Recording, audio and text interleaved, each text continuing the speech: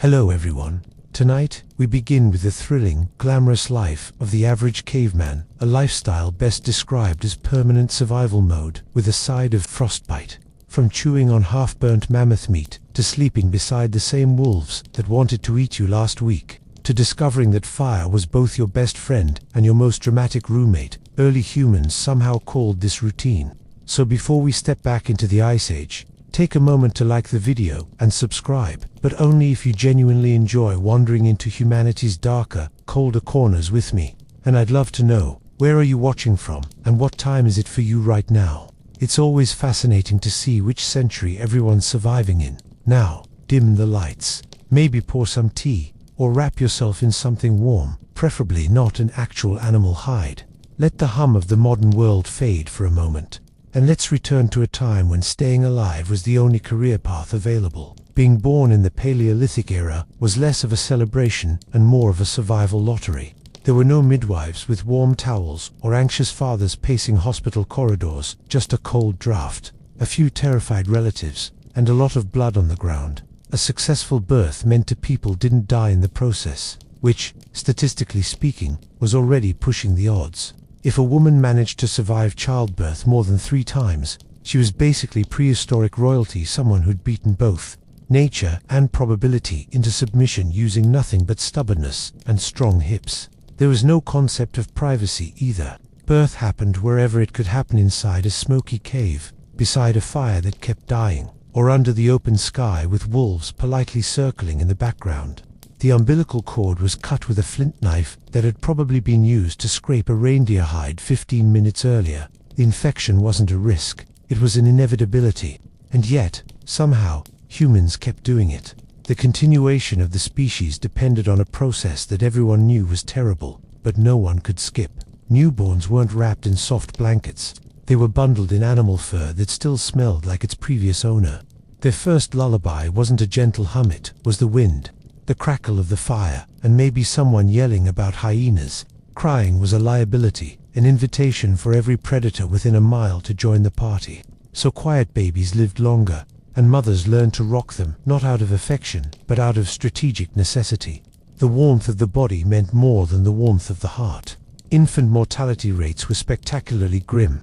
For every baby that grew teeth, several others never got the chance. And still, mothers kept trying, because the tribe needed numbers, hands to gather, legs to chase, and eventually, someone to bury the old ones before the smell gave away their location.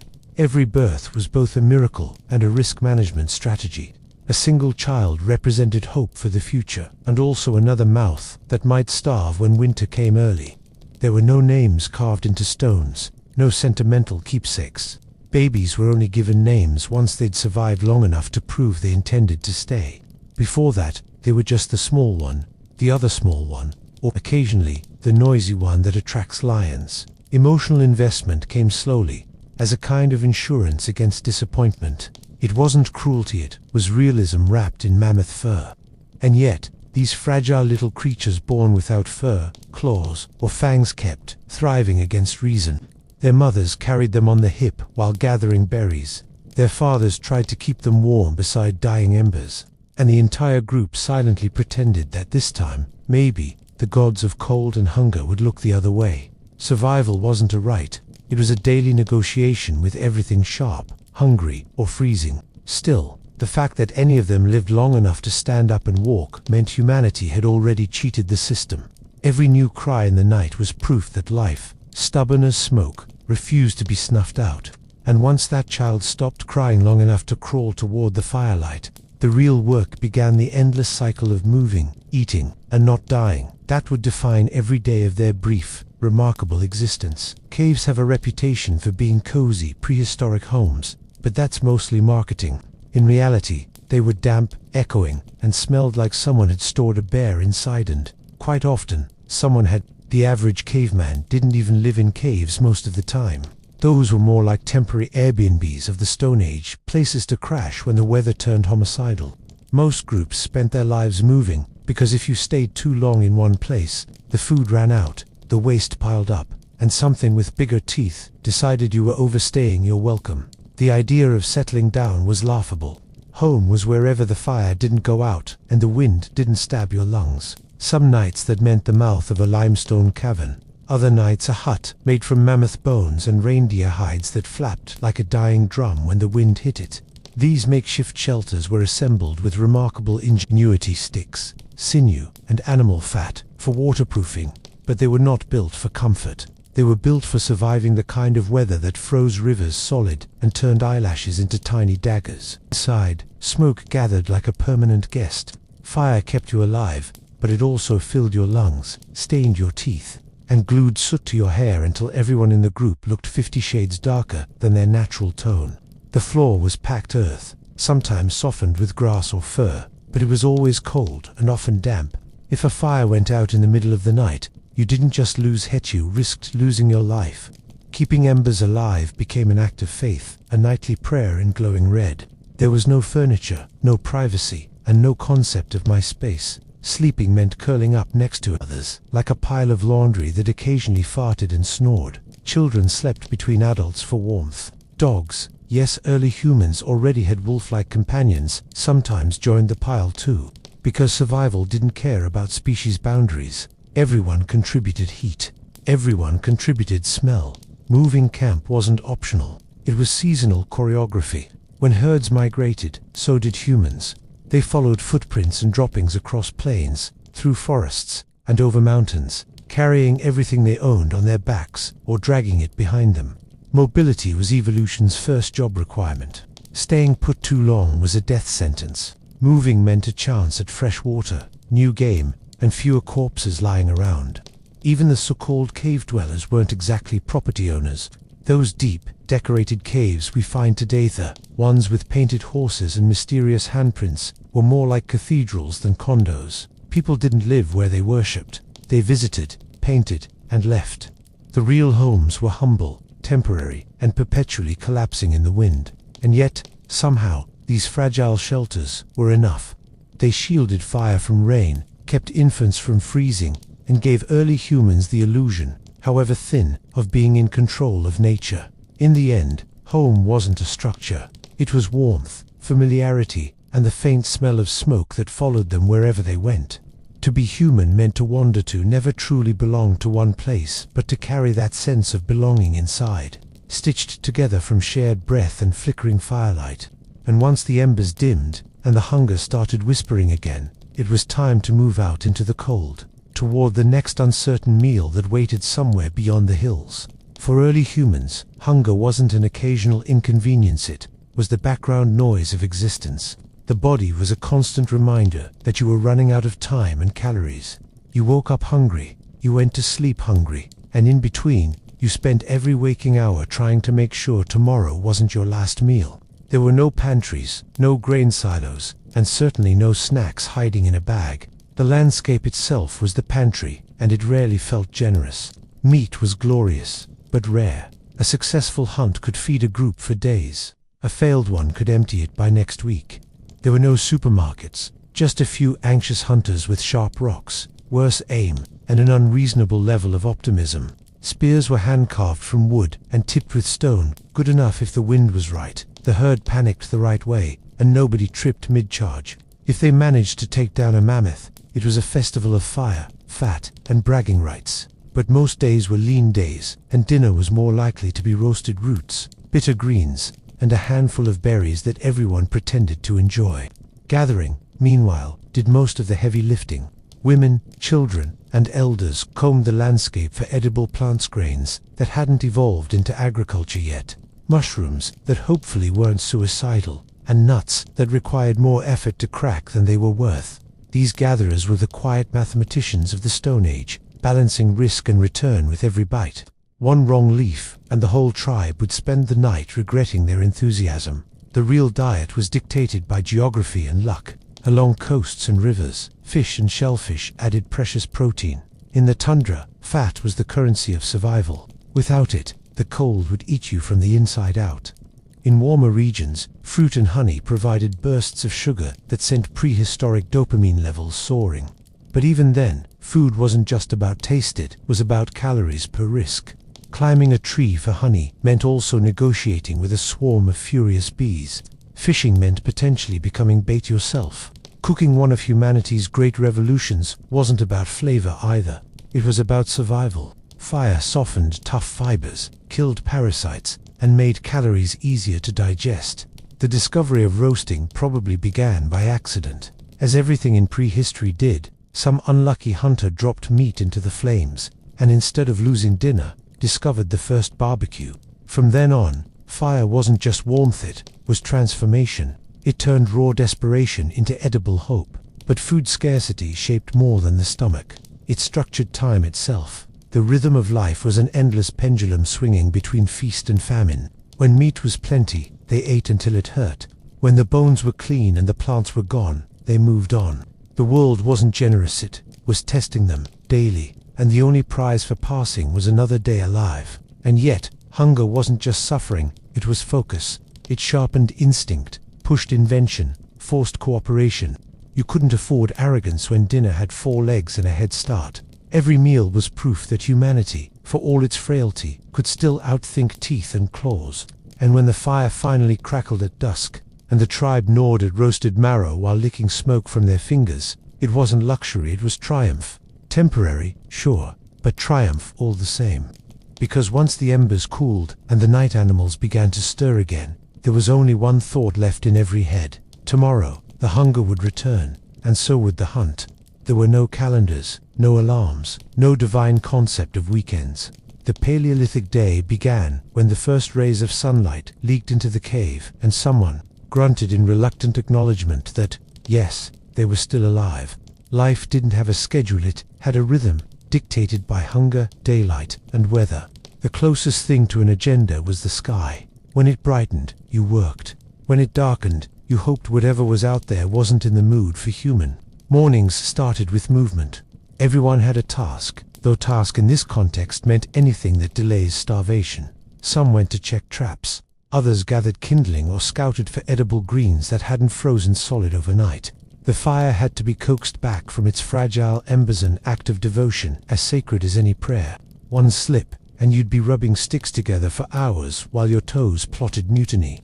Breakfast, if it existed, was whatever had been left uneaten from the night before, bone to gnaw. A few shriveled berries, maybe some cooked roots that had somehow escaped the collective stomach. There were no picky eaters in the Ice Age. You ate what wouldn't kill you, and you thanked evolution for the privilege. Conversations, if any, were minimal and grunted. Words wasted energy, and energy was currency. Once the sun was fully up, the group scattered. The men hunted, though not always successfully. The women gathered, though not always safely. Children helped, imitating the motions of adults with a seriousness only hunger can teach. There were no classrooms, no lessons, just a constant demonstration of how not to die. The forest and the steppe were both school and examination. Fail, and you simply didn't come home. Midday was often spent mending things. Tools dulled, clothing tore, shelters sagged. Repair was an endless ritual, done with bone needles and strips of tendon, accompanied by the smoke of damp fires and the occasional domestic argument about who ruined whose spear. Even rest was functional. Sitting down meant scraping hides or plucking thorns from calloused feet. By afternoon, fatigue set in, a low, persistent ache that had no modern equivalent. It wasn't tiredness from boredom. It was the body quietly announcing that it was running on fumes. Still, the work continued, because stopping wasn't a real option. Everything that wasn't done before dark would become tomorrow's problem, and tomorrow was always worse. As the sun fell, the air cooled fast, and the group slowly gathered around the fire. This was the only time the world felt remotely safe. Flames held back the night like a fragile border between chaos and civilization. People ate, if there was something to eat, and stared into the light as if hypnotized by its defiance. There might be grunts of laughter, maybe even a primitive story, someone mimicking a hunt. Gesturing wildly, the first form of human theater performed before an audience of soot-streaked faces. Then came the dark, the kind of blackness that swallows sound, the kind where every crack of a twig sounds like judgment. Sleeping meant curling close, hiding from the cold and the creatures that knew humans burned well, but tasted better. Eyes closed, bodies huddled, and breaths a land, an orchestra of exhaustion beneath a sky littered with stars nobody had time to admire. And as the fire faded into red coals, One thought crept in like a whisper. Tomorrow would look exactly the same. Different hunger, same ritual. Survival was the only routine, monotonous, brutal, and strangely sacred. It's hard to overstate how fragile a human body looks when surrounded by actual predators. No claws, no fangs, no armor, just optimism, and the vague hope that running in zigzags might work. To live in the Paleolithic meant existing one rung above Chutoi on the food chain. Lions, leopards, saber-toothed cats, hyenas, wolves, crocodiles. Every biome had something sharper, faster, and hungrier than you. Humanity's greatest achievement back then wasn't inventing fire or tools. It was the audacity to keep sleeping anyway. Night was the worst. Firelight carved trembling halos on cave walls, while unseen eyes blinked in the dark beyond. The smell of smoke masked the scent of human flesh only slightly. Hyenas would giggle in the distance, a sound that wasn't funny at all when you realized they were discussing the menu. Even a sleeping human brain never fully rested. It learned to hear twigs snapping, to sense breath on the wind. Fear became biology, encoded right between fight and invent excuses. Predators weren't mythical monsters. They were daily neighbors. Lions used the same watering holes. Bears liked the same caves. Crocodiles appreciated human hesitation near rivers. For early humans, fetching water was like buying groceries in a war zone. You always went in groups. Someone always watched the bushes, and someone always ended up running. The concept of bravery didn't exist. There was only caution and the occasional act of very poor judgment. Fire was the first insurance policy. It didn't eliminate danger, but it made the negotiation clearer. Most predators disliked flame, so keeping it alive was equivalent to locking the door. And yet, in high winds or rain, that lock often failed. A single downpour could turn the safest camp into a dark buffet. That's why some groups preferred cliffs or elevated sites, better views, fewer ambushes, and only moderate risk of falling to one's death while trying to relieve oneself at night. Predation shaped everything: where people moved, how they built, when they slept, and even how they imagined gods. The earliest deities weren't gentle protectors, they were tooth and claw incarnate. Divine explanations for whatever creature had just dragged away someone's uncle. Survival meant paying attention, reading tracks, and memorizing patterns. You learned that silence in the forest wasn't peace, it was everyone else hiding from the same thing you were. Even in daylight, danger never left. Wolves shadowed herds, cats lurked in tall grass, and giant birds sometimes mistook children for appetizers. Cooperation was humanity's only real weapon. A lone hunter was lunch. A group of them with fire and stones, that was negotiation power.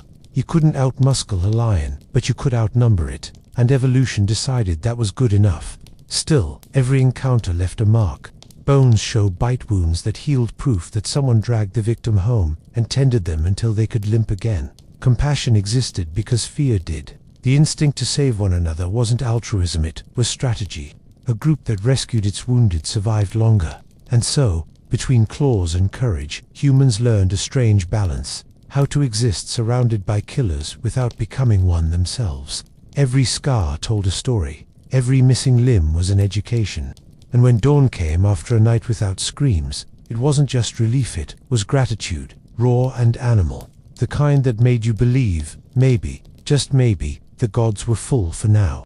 If there's one thing the Ice Age didn't care about, it was your comfort. The weather wasn't just cold, it was existential. Picture a wind so sharp it could shave your eyebrows off mid. The kind of cold that didn't merely nip at your fingers, but filed a formal complaint with your bone marrow. Every breath felt like inhaling a disappointed ghost. The earth itself seemed to be in a bad mood, alternating between glacial tantrums and brief misleading thaws that tricked people into unpacking their furs too soon. Cavemen, if we're using that lazy label, were less like rugged adventurers and more like desperate meteorologists with no control over the forecast. They lived through massive climatic shifts that would have flattened modern infrastructure. Imagine continents under ice sheets, a mile thick, in valleys where glaciers moved slower than gossip but crushed everything in their path. Migration wasn't a choice, it was a biological ultimatum: move south or join the mammoths in the fossil record. Their resilience bordered on absurd. Clothing was less fashion and more negotiation with death. Animal hides, stitched with sinew and patience, became armor against wind and snow. They were layered fur inside, rough skin out, sometimes smeared with fat for insulation and extra shine. If you saw one walking in the distance, you might mistake them for a moving pile of laundry with a club. And yet, those crude parkas were technological marvels. Without them, humanity would have ended somewhere near modern-day Germany, frozen mid-grimace. Shelters improved too. Mammoth bone huts, domes of hide stretched over wooden frames, and fire pits dug deep to hold heat. Fire wasn't just light, it was life insurance. It thawed limbs, cooked calories, dried hides, and kept frostbite from turning fingers into tragic anecdotes. Maintaining warmth became a science. Sit too far from the flames, you froze.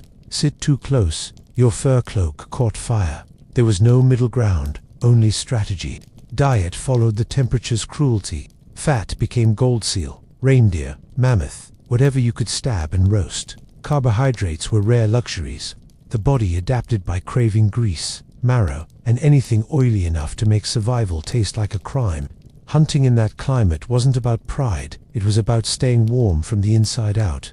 Every mouthful of fat was central heating in edible form. But the cold did more than shape diet, it sculpted bodies. Stockier frames, shorter limbs, thicker bones. Humans started to look like the geography itself, compact, enduring, and slightly annoyed. Adaptation was relentless.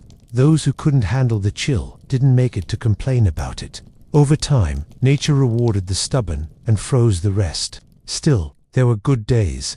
Spring mornings when the ice retreated just enough to reveal grass, herds, and the illusion of safety.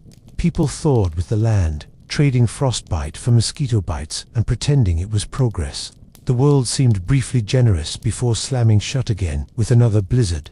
Endurance wasn't heroism, it was habit. The body learned to ignore discomfort. The mind learned to anticipate disaster. And the species learned that survival wasn't about domination, but accommodation. They didn't conquer the Ice Age. They negotiated with it, one frozen breath at a time. And somewhere between shivering nights and fleeting summers, they became something new, not beasts, not victims, but the first creatures to understand that pain could be endured long enough to become memory. If you ever feel sorry for yourself after a paper cut, it's probably best not to think too hard about prehistoric healthcare. The average Paleolithic human lived a life that could be described, medically speaking, as constantly broken. Every tool was sharp, every step was uneven, and every animal nearby wanted a bite.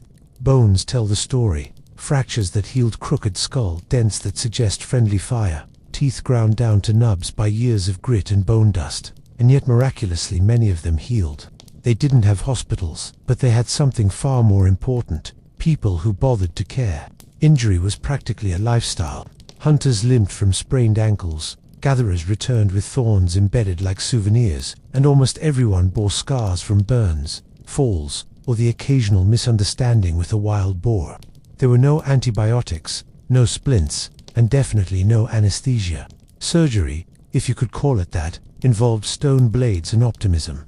And yet, bones show evidence of setting someone holding you down while another aligned your leg back into place, probably while you screamed loud enough to alert the gods. Infections were the real killers. Even a scratch could turn into a death sentence if it festered. Ash, clay, or crushed herbs might have been applied, but most of medicine back then was trial and error, with heavy emphasis on error. The immune system worked overtime, fueled by stubbornness and a diet rich in unintended bacteria. The survivors weren't lucky. They were evolutionary success stories of pure microbial endurance. Teeth, meanwhile, were a nightmare. Without toothbrushes, toothpaste, or the faintest idea of dentistry, mouths were battlefields. Cavities, abscesses, and tooth loss were common. But people still ate, because not eating was worse. Some skulls show worn molars ground almost flat from years of chewing fibrous roots and sandy meat. Toothache wasn't a condition, it was a rite of passage. If you still had all your teeth by adulthood, congratulations, you were probably dead by 30 anyway. And speaking of 30, that was roughly the average life expectancy. Not because people dropped dead of old age at 30, but because almost everything else got them first. Infection, childbirth, malnutrition, or being in the wrong place during a mammoth stampede. Those who lived longer became walking libraries of pain and advice. Their joints cracked like firewood, but their experience kept everyone else alive. Health wasn't about feeling good, it was about functioning just enough to keep moving. You didn't stop working because you were injured. You just adjusted the definition of work. Limping became walking. Groaning became communicating. If you could still hold a tool, you were fine. If you couldn't, the group found something for you to do anyway, guarding the fire, cracking nuts, or terrifying the children with cautionary tales about running near cliffs. And yet, beneath all this brutality, there was evidence of compassion. Archaeological sites show individuals who lived years with crippling injuries, meaning someone fed them, protected them, and saw value in their survival. Empathy wasn't a modern invention. It was forged in bone and blood. Caring for the weak wasn't sentimentality, it was strategy. A tribe that looked after its wounded outlasted one that didn't. So, health wasn't measured in wellness, but in resilience, the stubborn refusal to die today. Every healed fracture, every scar, every missing tooth was proof of something astonishing. Humans, fragile as they were already too determined to quit. If survival was the curriculum, tools were the final exam. Early humans aced it with a syllabus made entirely of rocks. The first great technological leap wasn't bronze or iron. It was the realization that hitting one stone against another could produce something sharp enough to change history and, occasionally, remove a finger. Stone tools weren't glamorous, but they were revolutionary.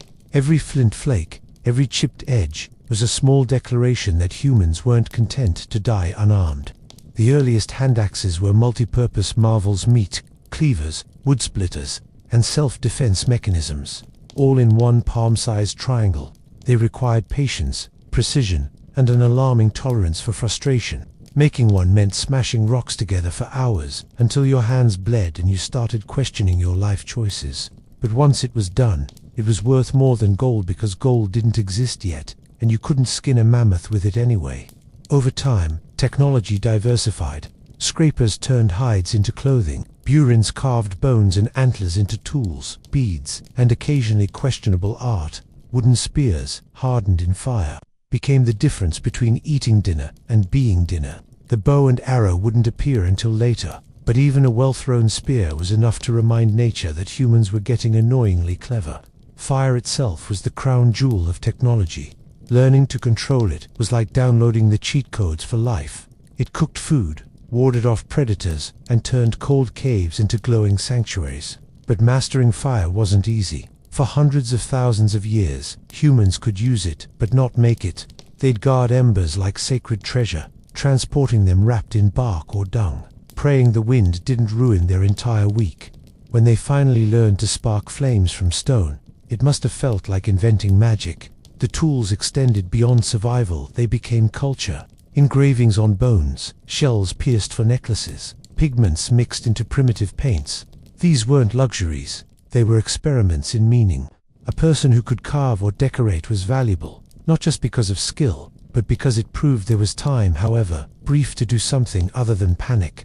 Every tool, every mark, was evidence that survival wasn't enough. Humans wanted permanence. Technology was contagious too. Ideas spread faster than people. One good invention, say, a new spear tip, could ripple through regions and millennia, copied, improved, and mythologized. It was the first kind of language humans really understood: form, function, and imitation. Even without words, a sharp tool said everything that mattered: I exist, I adapt, I win. And yet, every advance came with irony. The same hands that built fire could burn themselves on it. The same sharp edges that butchered prey also drew blood from their maker.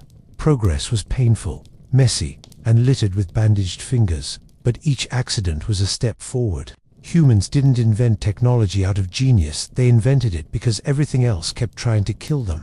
So when night fell and the sparks rose from a flint-struck flame, that glow wasn't just light, it was defiance, a flickering promise that one day, these fumbling toolmakers would turn the world itself into their workshop. If evolution had a slogan, it would be something like, "Be nice or die trying." Early humans didn't survive because they were the strongest or the fastest, they survived because they were the least likely to eat each other before winter ended. Cooperation wasn't a moral choice, it was a survival mechanism disguised as social bonding. Living alone was a death sentence. Living together was slightly less suicidal. Groups were small, 20, maybe 50 people if everyone was getting along, which they rarely did for long. Within those clusters, everything was shared: food, shelter, tools, gossip, fleas. The concept of privacy hadn't been invented yet. You couldn't storm off dramatically from your tribe when the nearest elsewhere was full of wolves and frostbite. So people learned diplomacy early. They developed a social technology far more sophisticated than their tools, knowing when to shut up. Division of labor appeared naturally. Some hunted, some gathered, some watched the children who were inevitably eating dirt. Strength mattered, yes, but so did knowledge. Who knew which plants wouldn't kill you, where the herds migrated, or how to fix a broken spear without losing a thumb. The old weren't useless. They were living encyclopedias, filled with information earned through decades of not dying. Respect for elders wasn't cultural, it was practical. If someone had outlived 5 winters, you listened. Cooperation ran on the principle of reciprocity. You shared your meat today because you'd need someone's berries tomorrow. Those who didn't share were quietly punished by social physics. They found themselves ignored, excluded, or mysteriously left behind during migration. Generosity wasn't saintly, it was insurance. The group remembered kindness because memory itself became a survival tool. But cooperation didn't erase tension. Status still existed, measured not by wealth, there was none, but by usefulness. The best hunters and gatherers gained influence, not through authority, but through competence. Leadership was fluid, situational, and utterly dependent on results. Failed too many hunts, and someone else took charge while you sat by the fire, pretending it was your day off. Conflict resolution was basic, but effective. A fight over food might end with a few bruises and someone sulking near the fire. But large-scale violence was rare, mostly because everyone was too tired to hold grudges. Still, competition simmered beneath the surface, especially among males during mating seasons. Bragging rights involved mammoth tusks, not poetry. Dominance displays looked less like politics and more like slapstick. Cooperation extended to child-rearing too. Raising offspring wasn't an individual job, it was communal. Everyone contributed something: food, warmth, distraction. Babies were everyone's problem, and everyone's hope. In harsh climates, this shared responsibility meant higher survival rates. Humans were learning what most animals never did. Survival wasn't just about one body, it was about the network. And then there was communication, the glue that held the whole noisy system together.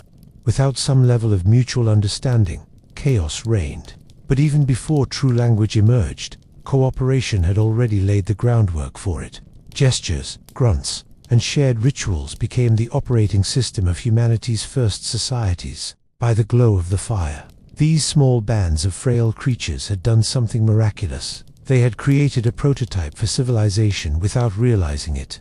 They didn't call it society or community. They called it staying alive. Before poetry, before lies, before the art of pretending to understand instructions, humans had sounds, not words, exactly just noises packed with intention. A grunt for danger, a hiss for silence, a gesture meaning don't eat that. It kills people. Communication began as survival choreography, a mixture of body language, tone, and desperation. If you've ever watched someone mime, "I'm freezing and something's biting me," congratulations, you've seen early linguistics in action. It wasn't elegant, but it worked. The brain was already evolving toward complexity, wiring itself to remember patterns, to assign meaning to rhythm and repetition. One noise meant meat here, another meant lion there. The difference between dinner and disaster often came down to how clearly those two were pronounced. Over time, these grunts grew more specific, layered with nuance, warning, command, affection, sarcasm. In other words, language was born from panic and gossip, which explains a lot about how it's still used. Vocal cords, tongues, and breath control all adapted slowly to this new art form. Humans began to shape sounds intentionally, experimenting with pitch and timing like nervous musicians learning their first instrument. The invention of language wasn't a single event, it was millions of small experiments shouted across windy plains. Imagine entire generations of people pointing at rocks and animals, trying to agree on what to call them, occasionally yelling, "No, that's not a buffalo," until consensus formed. But speech wasn't the only tool. Gesture filled the gaps, hands tracing shapes, arms indicating direction, eyes widening in silent alarm. The human face became an instrument of clarity. Raised eyebrows, pursed lips, tilted heads all became essential punctuation. Long before writing, humans had already mastered the art of subtext. A side eye could mean the difference between life and death, or at least between sharing your mammoth steak and not. As groups grew larger, communication evolved into something more abstract. Stories, not just gossip about who fell in the river, but explanations for why the sun returned every morning, or why mammoths existed mainly to be annoying. Language gave humans the ability to remember what worked, to teach, to lie creatively about how brave they were during last week's hunt. Memory left the brain and entered the air. Words became the first inheritance, portable, invisible, indestructible. And with language came something even stranger: imagination. Once people could describe things that weren't right in front of them, they began to invent. Spirits, ancestors, monsters, were all suddenly explainable by the power of narrative. Every sound carried not just information, but meaning. A thunderstorm could be a warning, a promise, or a divine tantrum, depending on who was doing the talking. Still, the earliest conversations were probably as banal as ours. Who's watching the fire? Did you see where I left my scraper? Why does he always eat more than he brings back?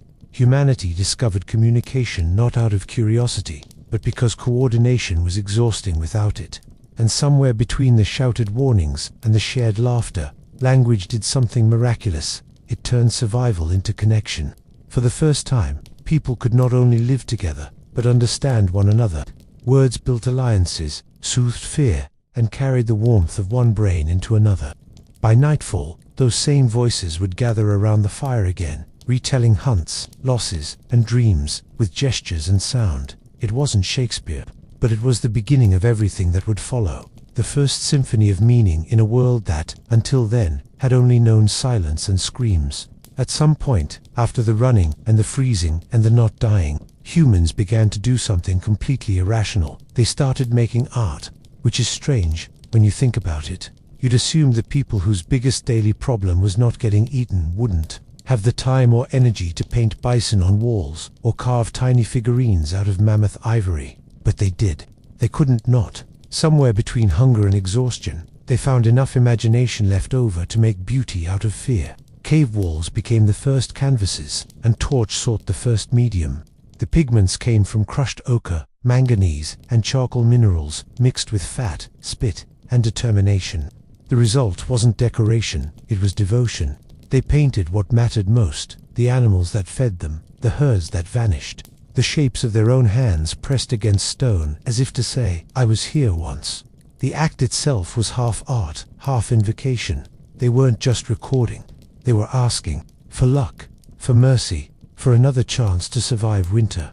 Ritual bled into art, and art bled back into ritual. The same caves that served as cold sanctuaries became theaters of the sacred. Fires flickered, making painted figures appear to move. Shadows danced on the walls, transforming still images into primitive animation. It must have looked like magic hand, maybe. For them, it was. These weren't bored doodlers. These were people performing metaphysical maintenance. Paint an animal, capture its essence, influence the hunt. It was prehistoric manifestation before the self-help industry got involved. Sculpture appeared, two small figurines with exaggerated features, wide hips, rounded bellies, enormous breasts, the so-called Venuses. Fertility, they say. But it was also comfort, softness imagined in a world of bone and cold. These little bodies might have symbolized abundance, motherhood, or simply the wish for gentler times. Whatever their meaning, they were objects that turned the abstract into something holdable. Burial rituals deepened the mystery. People didn't just discard their dead, they arranged them, bodies placed carefully, sometimes with tools, beads, or traces of red ochre color, chosen not by accident, but for its resemblance to blood and life. Death, in this emerging worldview, wasn't an end, but a continuation, a transfer of breath from one season to the next. Some were buried together, others in hidden caves. The afterlife wasn't a doctrine yet, but a question people answered with gestures instead of words. And while art and ritual grew, so did storytelling. Every firelit night was an art gallery, and sermon rolled into one. The old told tales of hunts, of spirits, of things seen in dreams that felt too real to ignore. Through repetition, memory became culture. These stories were humanity's first hard drive information, encoded not in stone, but in sound and symbol. It's easy to see these people as primitive.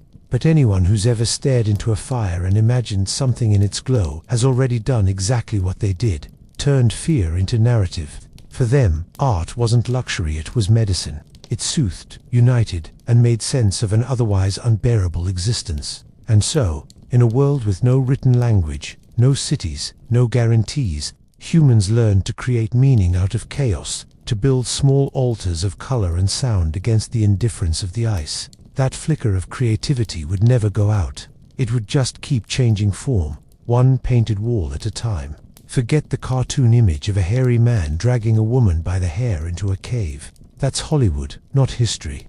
Real gender dynamics in the Paleolithic were far less cinematic and far more practical. When everything in your environment is trying to kill you, teamwork becomes the default arrangement. Men and women both worked, both risked, both bled, and, while biology drew some lines, survival blurred them constantly. Yes, men often hunted large game. It made sense. Upper body strength, mobility, and the suicidal tendency to chase mammoths for fun. But women weren't sitting at home inventing the concept of gossip. They were the ones who actually kept everyone alive between hunts, gathering plants, nuts, berries, roots. This wasn't leisure, it was logistics. In many climates, women's foraging supplied the majority of daily calories. In other words, men brought drama, women brought dinner. These gatherers knew the land like a living library. Which roots could cure pain, which berries could end it permanently, which mushrooms were food, and which were eternal enlightenment. They tracked seasons by plants, migration by fruit, rainfall by blooms. Their knowledge wasn't written, it was embodied, stored in songs, rituals, and repetition. The hand that stirred the pot also preserved the tribe's medical and ecological encyclopedia, and while women gathered, they made tools to grinding stones, baskets, nets, and traps were their inventions. And archaeology now shows that many tools once credited to men, blades, scrapers, projectiles bear evidence of female use. It turns out the weaker sex had pretty strong wrists. The idea of male equals hunter, female equals helper collapses fast when you realize half the spearheads in Europe have fingerprints from women. Roles weren't fixed, they flexed. In lean times, everyone hunted small game. In pregnancy, others stepped in. Children grew up watching both parents work, both carrying, both cutting, both teaching. Gender in the Ice Age was more like a cooperative than a hierarchy. Everyone contributed what they could. Arrogance froze faster than flesh. Even leadership wasn't strictly male. Groups often deferred to whoever knew the most at that moment, sometimes a skilled hunter, sometimes a wise older woman who remembered which valley still had edible roots. Authority was fluid, situational, and refreshingly merit-based. No one could rule when half the tribe could wander off if they didn't like your leadership style. That's not to say equality was perfect. Pregnancy and childcare did shape experience. But instead of confinement, these realities bred interdependence. Infants were shared, nursed by multiple women, protected by all. Child-rearing wasn't her job or his job, it was everyone's job. Because losing one child could mean losing a generation. Cooperation around reproduction wasn't romantic, it was mathematical. When archaeologists find female figurines with wide hips and full breasts, they call them fertility symbols. Maybe they were admiration carved into stone, an acknowledgement of power that had nothing to do with dominance and everything to do with endurance. In a world where men were celebrated for killing things, women were celebrated for making sure there was still something left alive to feed. So yes, prehistoric life had gender roles, but not the tidy ones civilization later invented. These weren't men's work and women's work. They were, we're still breathing. Let's keep it that way, roles. Survival doesn't care about social constructs. It only cares if the fire's still burning by nightfall. Childhood, as a concept, didn't exist yet. You were born, you survived your first few winters, and congratulations, you are now a small employee of the survival economy. No one asked what you wanted to be when you grew up. You already were what you had to be, a future adult in training, with roughly 10 years to learn how not to die. Playtime was education disguised as chaos, and lessons were taught by example, necessity, and the occasional near-death experience. Children learned by watching and doing. There were no lectures, no, don't touch that, just a lot of observational science. If an adult chewed a leaf and didn't die, it was probably edible. If they did die, lesson learned. Trial and error was the curriculum, and the grading system was merciless. Still, kids picked things up fast. The brain evolved for imitation. Every movement, gesture, and sound was a potential tutorial. Learning wasn't linear. It was survival through mimicry. Play, oddly enough, was a crucial part of that. Sticks became spears, stones became toys, and wrestling matches trained coordination as much as they burned energy. The same games that look quaint in reconstructions, throwing bones, chasing each other, pretending to hunt, were rehearsals for adult tasks. A child who could throw straight at 7 was a competent hunter by 15, and one who couldn't, well, nature's feedback was usually non-verbal and permanent. Adults didn't hover or supervise. There wasn't time, and there wasn't much they could do if something went wrong anyway. Kids had freedom born from necessity. They roamed, experimented, learned the terrain, the plants, the smells of safety and danger. The forest was both playground and teacher. It offered immediate lessons: touch fire, get burned; chase prey too far, get lost. The world was harsh, but it was also instructive. Every scrape and bruise came with a footnote on physics. Discipline existed, but not as punishment. It was guidance through ridicule. Step on the fire, and you'd be laughed at for a week. Spill the water, and everyone had something new to mock around the flames. Shame was efficient social control. No one repeated mistakes often when a whole tribe had jokes about it. And the rare stubborn child who didn't learn. Evolution took care of the syllabus gap. Knowledge transmission was communal. Parents weren't the only teachers, everyone was. Elders told stories packed with practical wisdom disguised as entertainment. The boy who ignored the snake warning wasn't fiction, it was documentation. The myths and metaphors embedded early scientific truths, which rivers flooded, when animals migrated. Wildfire was both god and enemy. Storytelling turned experience into a long-term memory that outlived individuals. Despite the hardship, there must have been moments of joy, laughter echoing in the caves, children chasing each other through ferns, adults pretending not to smile. For all their danger, these were the first societies that knew tenderness could coexist with fear. Raising children wasn't sentimental, but it was collective hope. Every small, dirty, curious human running barefoot through the mud was a promise the tribe whispered to the future: "We'll try again." And when night came, those same children would curl between adults beside the fire, listening to the stories of how the world began, half myth, half manual. Tomorrow, they'd wake to repeat it all, a little stronger, a little wiser, and a little closer to mastering the art of not dying before puberty. Death was the one certainty everyone could count on, and yet, it never became routine. Even in an age when people died younger than most modern houseplants, the moment of loss still stopped the world, or at least the camp, for a while. The Paleolithic mind didn't separate biology from mystery. Dying was as physical as it was cosmic. A body grew cold, breath disappeared, and suddenly the familiar became strange. Something had gone somewhere, and nobody knew where, but everyone could feel the absence like a hole in the firelight. At first, death might have been treated like any other natural event. Animals stopped moving, you moved on. But somewhere along the evolutionary line, someone hesitated. Someone didn't walk away. They sat beside the body, maybe touched the face, maybe tried to feed it one last time. That moment, of not letting go immediately, was the beginning of memory. From there, the dead began to shape the living. Burial was the earliest kind of architecture. Graves weren't elaborate yet, but they were deliberate. Bodies were placed carefully, sometimes curled like sleepers, sometimes stretched toward the rising sun. Stones or animal bones marked the spot, not to claim territory, but to acknowledge continuity. The dead didn't simply vanish. They stayed as silent members of the group, reminders of both mortality and identity. In some sites, red ochre covers the bones, a symbolic gesture, echoing blood, warmth, and the stubborn insistence that life had color, even in absence. Graves also tell stories of affection. People buried others with objects: stools, ornaments, beads, sometimes food. That wasn't practicality. It was imagination. It meant they thought the person might need something beyond death. That belief, the audacious idea that something continues, was the root of spirituality. Religion, philosophy, and denial all start from the same place. Someone loved someone else too much to believe it was over. And then there were the bodies that weren't buried. Some were left exposed, high on cliffs or tucked into caves, not from neglect, but perhaps reverence. Predators took what they would, the wind finished the rest, and the bones that remained became part of the landscape. Ancestors literally turned to dust, feeding the soil that fed the people. To live and die in the same cycle became the first theology, that nothing truly left. It just changed form. Children must have asked where people went.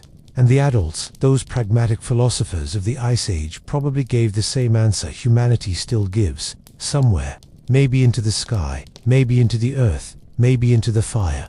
Death was less a full stop, and more a rearrangement of matter and memory. What mattered was that the group remembered, because forgetting was its own kind of death. The memory of a person was preserved in stories, the hunt they led, the joke they told, the scar they carried. Names weren't written, but they echoed in speech and imitation. People lived on in gestures, the way someone knapped a flint, the way they sat by the fire, the tone of their laughter. Legacy wasn't stone, it was behavior repeated. So, death in that world wasn't just an ending, it was an instruction manual for how to keep going.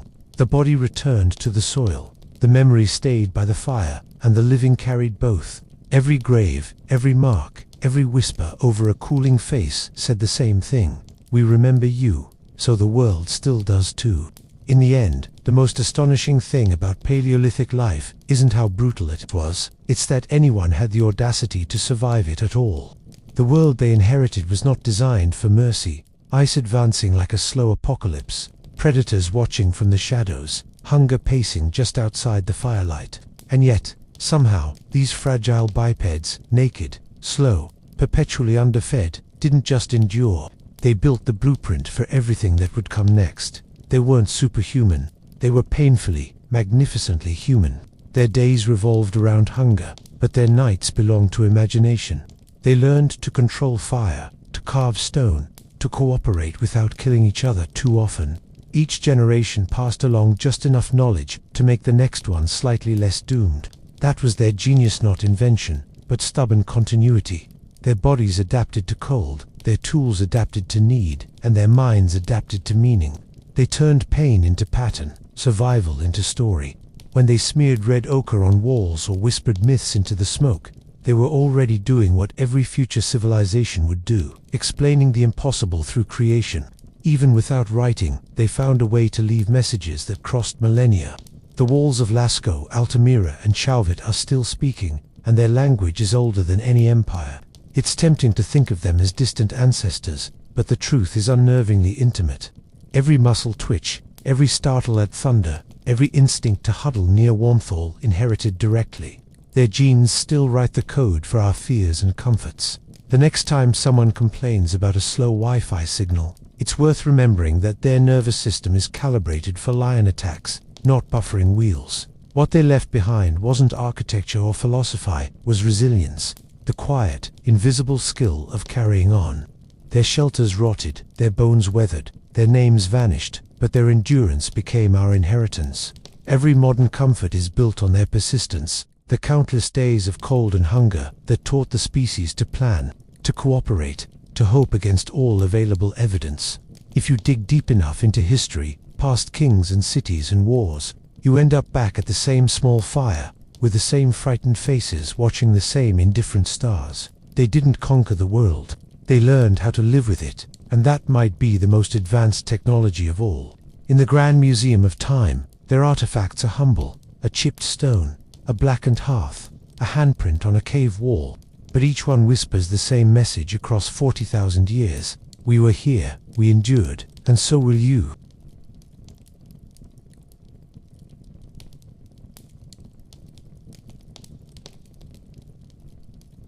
Long before anyone drew a line on parchment or argued about borders, the earth itself was the only map that mattered. It didn't need ink or legends, only attention. Every hill, shadow, and gust of wind spoke in a language older than words, one that early humans couldn't afford to ignore. They didn't look at the landscape.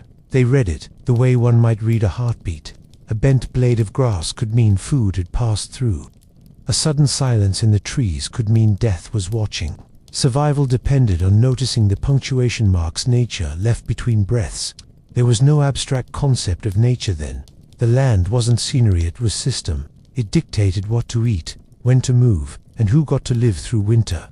A cracked riverbed meant thirst, not aesthetics. A patch of moss on a rock wasn't decoration, it was orientation.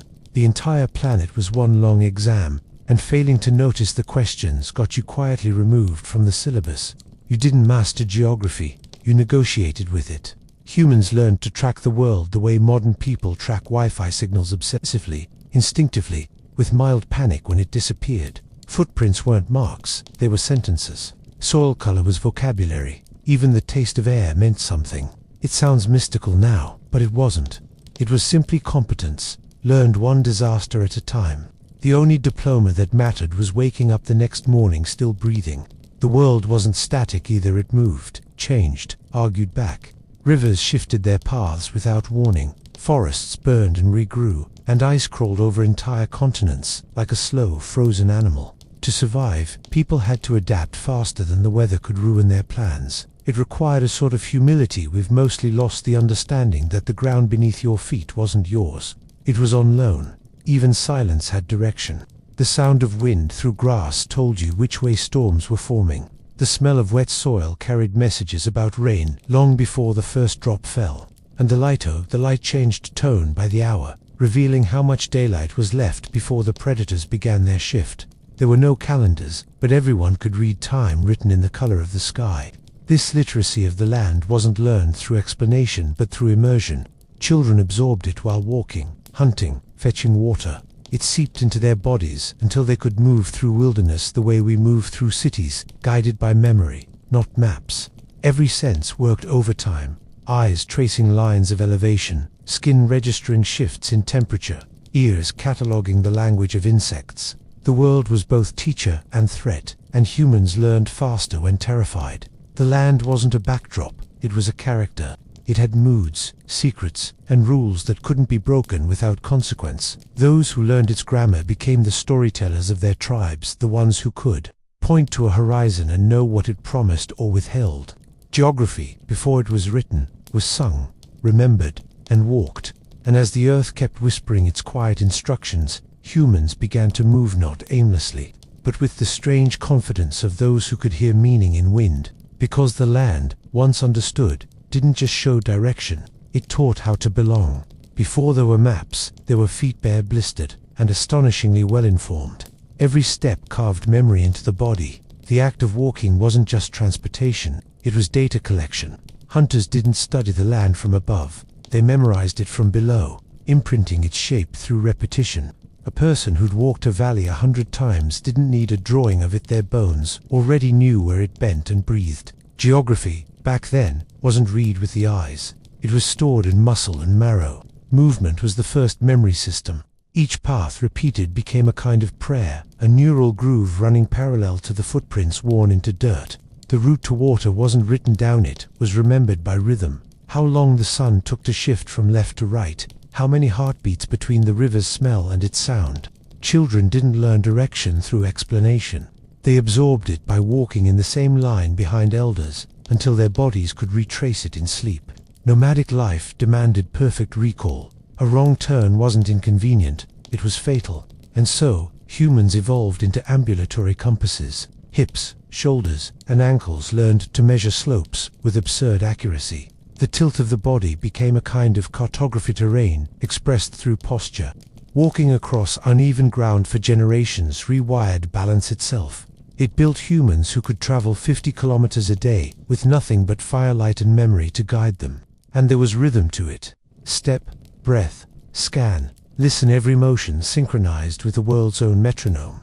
They knew where they were not by counting distance, but by recognizing pattern. The crunch of gravel that meant a mountain pass. The sudden give of soil that hinted at water below. The way echoes shifted as they approached a valley's mouth. Even the temperature of the air became directional. Cooler winds meant altitude, warmer ones meant plains. Modern hikers call this intuition. Back then, it was called not dying. When groups migrated, knowledge moved with them, stored not on parchment, but in the choreography of travel. The elders led not because they were powerful, but because they could remember where the world last fed them. Some even sang the paths, turning topography into melody. A rise in pitch for a hill, a descending line for a stream. Those songs were the first Atlas's melodic maps that could be passed down without ink, written in rhythm instead of symbol. What's strange is how precise these embodied maps were. Archaeological trails show migrations spanning thousands of kilometers, guided only by memory and horizon. People who'd never seen paper could traverse half a continent without once being lost. Every sense worked in harmony: eyes scanning the light, scan registering humidity, lungs tasting altitude. The body was a compass tuned to Earth's frequencies, an instrument of astonishing accuracy, powered by hunger and hope. Walking built civilization long before cities did. Each track became a story, each journey a record of experience written in soil. And when groups split, their paths became invisible borders, routes diverging into different futures. Geography, in that sense, wasn't just physical, it was ancestral. To walk where one's elders walked was to rehearse belonging. And so, every migration, every returning footprint, deepened the map inside the mind. Until one day, humans didn't just move through landscapes, they moved with them. The rhythm of walking became the rhythm of knowing, and the world unfolded like a book only the body could read. If the earth was a book, then water was the first line of every chapter. Finding it wasn't just luck, it was literacy. To track water, early humans had to learn to read everything else: wind, soil, animals, even silence. A drop wasn't just a drop, which was the last page in a long story told by the land. And if you missed the clues, you didn't get a sequel. You could smell it before you saw it. Damp air carried a faint mineral temps that changed the rhythm of breathing. Plants announced it to reeds, ferns, trees thick with gossip about nearby streams. In dry regions, a sudden patch of green in a sea of dust was like an exclamation mark shouting, "Dig here." Even the insects knew. Bees moved in distinct flight lines that always ended near moisture, and birds circled differently when water was close. You didn't follow maps. You followed thirst that had learned to pay attention. Animal tracks were another kind of scripture. Hoofprints converging in one direction meant a waterhole ahead. Overlapping trails meant competition, predators, and risk. Sometimes the tracks led to death, instead of salvation a muddy pond full of crocodiles, a salt pool that burned the tongue. Every expedition was an exam in environmental literacy, and the price for guessing wrong was dehydration and silence. But when they found it, when the faint shimmer of water appeared across the horizon, everything changed. It wasn't just relief, it was revelation. Water was safety, food, and ritual all at once. Camps gathered around rivers like sentences circling a truth. The sound of running water was the world's original lullaby, the rhythm that kept humans sane against the backdrop of hunger and wind. No wonder rivers became sacred. They were gods that required no temple, only respect. And they remembered where each one lived. Entire migrations followed invisible blueprints of water routes, returning year after year like faithful pilgrims. Children were taught the sequence of landmarks, not as geography, but as genealogy. This river feeds that plain. That plain leads to those herds. The relationship between water and life wasn't symbolic. It was contractual. You found it. You lived. You forgot it. You didn't. They also learned to read absence, the dry cracks that whispered of former abundance, the dust left behind by a vanished stream. Those ghost rivers told stories about drought, climate, and timing. Every detail was a prediction. You didn't need science when you had observation honed by starvation. People could sense humidity by the way skin tightened, taste minerals on the wind, hear the hollowness of a landscape gone thirsty. The desert wasn't empty, it was just subtle. Around water, everything gathered: herds, birds, insects, and inevitably, humans. Which meant that water was both salvation and danger.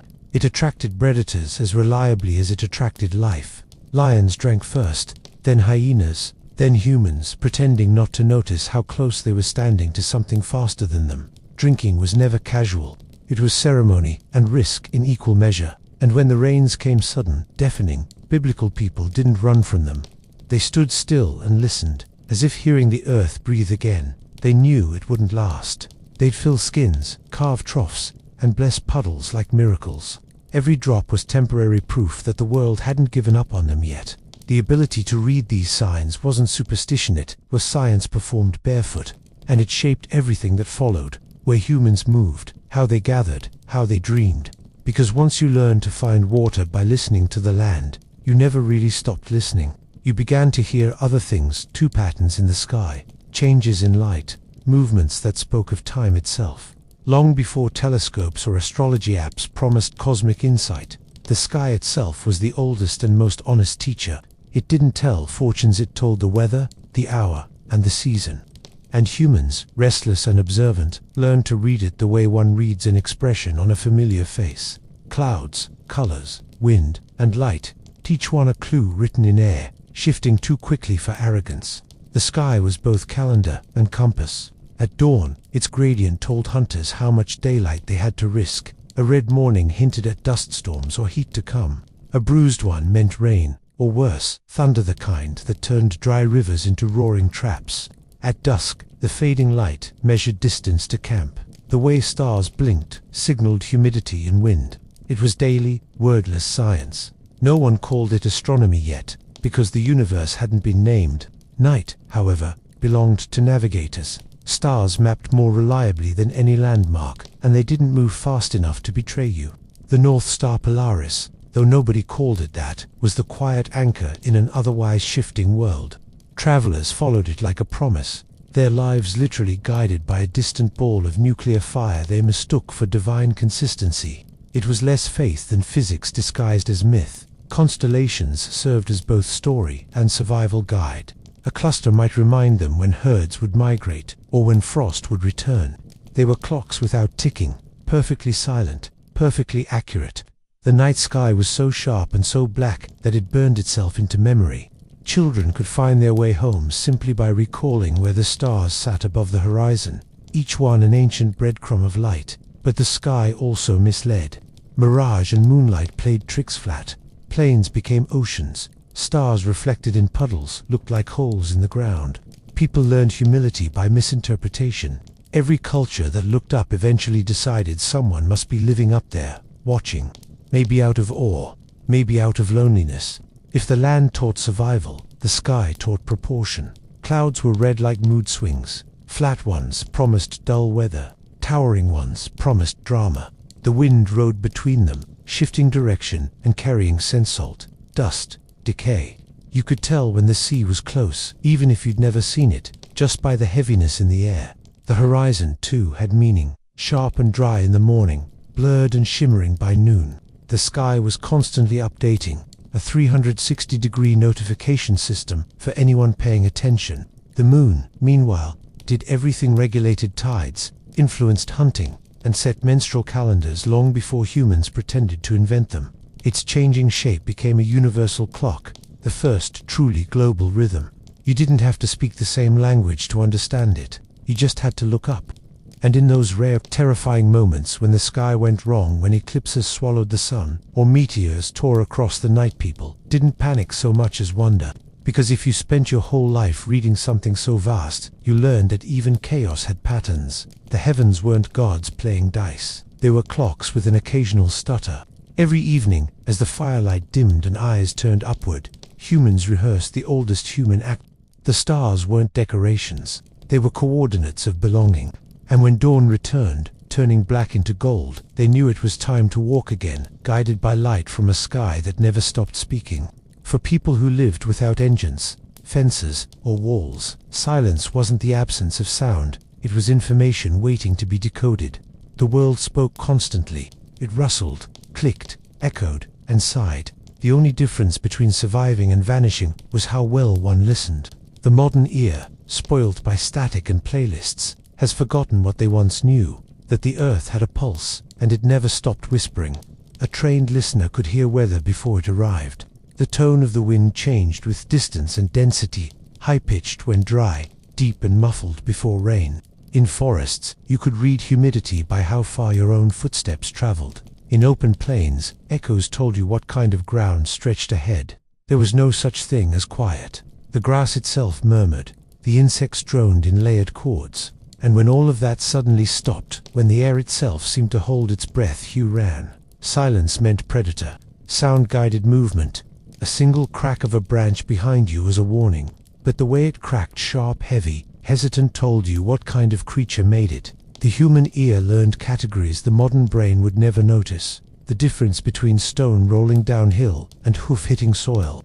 Between bird alarm calls and casual chatter.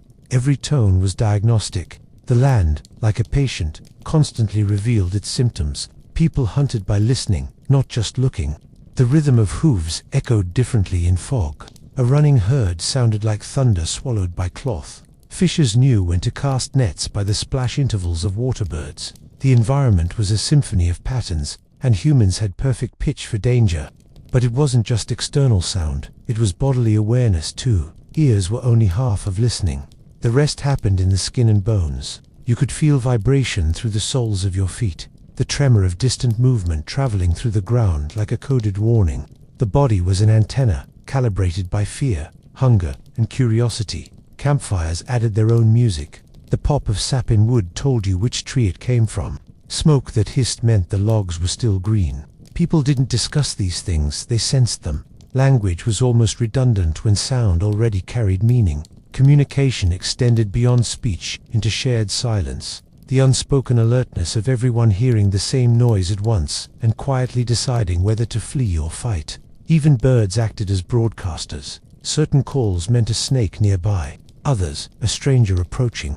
The earliest alarms weren't human inventions, they were inherited from the forest. To live among other species was to be fluent in a polyphonic ecology, where everything spoke if you learned its accent. And when storms rolled in, the entire world changed key. The wind flattened grass, insects vanished, and the air thickened with pressure. You could feel thunder long before you saw lightning, low hum through the chest. A conversation between sky and soil. People didn't need explanations. Their senses were the science. Listening then wasn't passive, it was survival's sharpest tool. Those who ignored the world's whispers rarely stayed long enough to regret it. Over time, this sensitivity turned into culture. Songs imitating bird calls, rituals echoing the rhythm of rain, myths explaining why silence sometimes meant the gods were hunting too. And just as the ear learned to map the invisible, so did the nose. Because after sound came scent, the second invisible compass, one that painted the world not in echoes, but in traces. Smell was the forgotten compass, the invisible thread that tied people to the pulse of the earth. Long before anyone drew a map, noses were already charting the unseen. The air itself carried direction. Salt meant the sea, rot meant the forest floor, cold meant high ground. Humans could once navigate entire regions by the chemistry of the wind. It wasn't poetic, it was practical. When the difference between dinner and danger was a single scent molecule, evolution rewarded the curious sniffer. A skilled hunter could smell rain hours before the first drop. Petrichor, the faint, metallic sweetness released when soil meets moisture, wasn't a charming detail back then. It was a schedule update. If the wind carried it from the south, you packed the fire and moved. The nose could also detect animals. The musk of a deer herd, the ammonia sting of predators, the faint carrion breath that said scavengers were near. Every scent painted a map layered over the landscape, invisible but reliable. People used smell to locate water. Even arid air changed character when moisture was close. It grew denser, heavier, tinged with minerals and vegetation. You could taste it on your tongue. Following that scent trail meant survival. Missing it meant your bones joining the dust. Modern humans, armed with bottled perfumes and deodorant, can't imagine what it was like to live in a world where smell was vision. Communities learned the scent of their own territories. Each valley, each patch of forest had its unique bouquet: smoke, sap, sweat, and stoner mix, as distinct as a fingerprint. Travelers recognized home not by sight, but by scent memory buried deep in the brain. It was the first sense of belonging, a primitive nostalgia triggered by air molecules. And when groups met strangers, they smelled them before speaking. You could tell who'd crossed the desert, who'd slept near fire, who'd eaten fish instead of red meat. The nose was the original passport. Fire altered everything. Once humans began to control it, the smell of smoke followed them everywhere, on hair, fur, skin, and tools. It marked the boundary between wild and human. Animals learned to associate that scent with danger. Humans learned to associate it with safety. The odor of smoke was civilization's first perfume, and no one was immune to its strange comfort. Rot, meanwhile, was education. The smell of decay taught distance and timing, how long a carcass had been left, whether meat was edible, which plants killed silently. Children grew up learning these categories through trial, error, and disgust. To gag was to learn. The body's instinctive recoil was the first lesson in chemistry. But scent wasn't only about survival, it was emotional, even spiritual. The smell of rain on dry ground, of crushed herbs, of animal fat melting over flame, all of it tied the senses to memory. For people who had no writing, scent was how memory traveled. A single whiff could summon a whole season. Intuition came from this constant sensory conversation with the environment. The body learned patterns. The mind couldn't explain an unease when predators were near, a sudden hunger when plants ripened nearby. What modern language calls gut feeling was once literal, a sensory calculation too fast for thought. And so, even in the dark, even in fog thick enough to swallow vision, early humans walked with confidence. They didn't see their world. They inhaled it, read it, interpreted it, molecule by molecule. Because in a landscape that could kill you for hesitating, instinct was just intelligence that smelled faster. And as these invisible maps filled their senses, the visible ones began to take shape. Landmarks appeared, not just as geography, but as stories, places scented, sounded, and memorized into myth. Long before cartographers carved coastlines into paper, the world was already mapped in stories. Landmarks weren't just physical points, they were memories disguised as geography.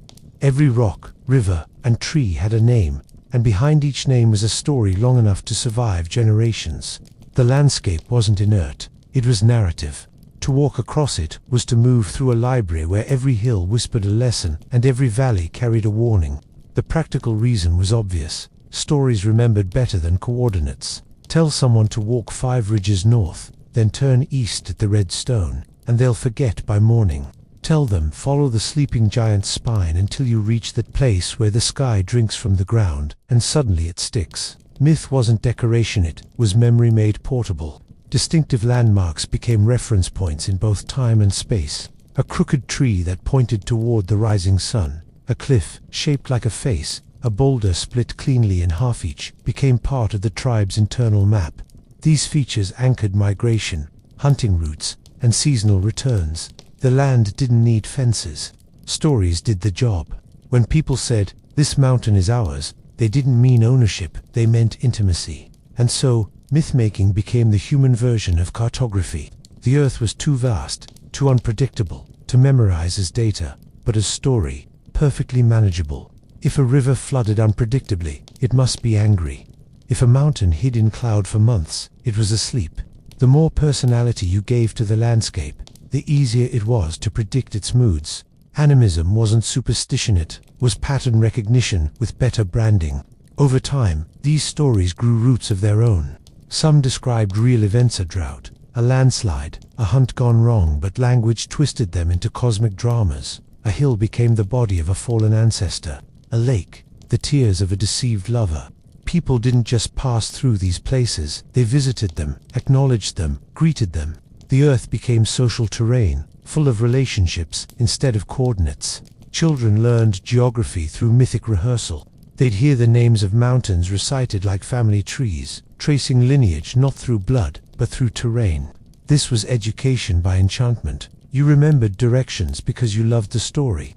The myth anchored the map in emotion, and that made it durable. And myths evolved with migration. When groups moved, they carried their stories and adapted them to new landscapes. A sacred hill in one region became a sacred mound in another. A serpent river in the tropics became an ice serpent in the tundra. The narrative survived, even when the environment changed clothes. The continuity wasn't geologically, it was psychological. Modern archaeologists find traces of this storytelling everywhere. Carvings on cliffs, ochre paintings of recognizable peaks, symbols etched in caves that match real horizons. Each mark is both memory and navigation, a note left for the next traveler saying, "I was here, and I understood this place." Landmarks eventually became borders, and borders became politics, but in the beginning, they were poetry. The land was too sacred to own and too dangerous to forget, so people did the only logical thing. They turned it into myth and promised to keep retelling it. And in those retellings, the landscape transformed again from myth to cycle, from story to strategy, because the land didn't just tell where to go, it told when. The seasons spoke next, and listening to them was the difference between hunger and plenty. The first calendars weren't carved in stone, they were walked into the earth. Time, for early humans, was something you could travel through. The seasons weren't abstractions, they were physical routes. looping through valleys, rivers, and coasts in a choreography of survival that repeated every year like ritual. Migration wasn't wandering. It was precision disguised as movement. They followed the same trails generation after generation, tracing invisible circuits through the world's veins. Each bend in the path was a memory checkpoint. This rock marks the last snow. That ridge marks the herds. Nothing was random. The calendar was written in footprints and confirmed by weather. You didn't check dates. You checked the color of the grass. Food dictated everything. When herds shifted north, so did the hunters. When berries ripened in the southern forests, the gatherers were already on their way. They could predict migration patterns of animals by reading subtle cues, the call of birds, the angle of light, the smell of soil before rain. They weren't guessing. They were following contracts older than language. The land offered abundance only to those who arrived on schedule. Seasonal movement wasn't chaotic. It was choreography. People camped in the same clearings, fished the same rivers, burned the same grasslands to renew growth. The earth wasn't conquered, it was consulted. They didn't extract from it, they negotiated. Too early, and food wasn't ready. Too late, and predators had already arrived. Each group learned to move in sync with the breathing of the planet, which, unlike human plans, never forgot its timing. These migrations also built alliances. Meeting points formed where paths crossed, trading sites where different tribes exchanged tools, stories, and genetic variety. The seasonal cycle became both ecological and social. Movement prevented scarcity, but it also prevented isolation. The rhythm of travel was civilization's pulse before cities even existed. The sky, too, served as reminder. Certain constellations announced when herds would move, when ice would melt, when salmon would surge upstream. A star's appearance was a celestial appointment book. Miss it, and the next entry was famine. They didn't just look up for inspiration, they looked up for instructions. Archaeological evidence paints a picture of astonishing consistency. Some migration paths remained stable for tens of thousands of years.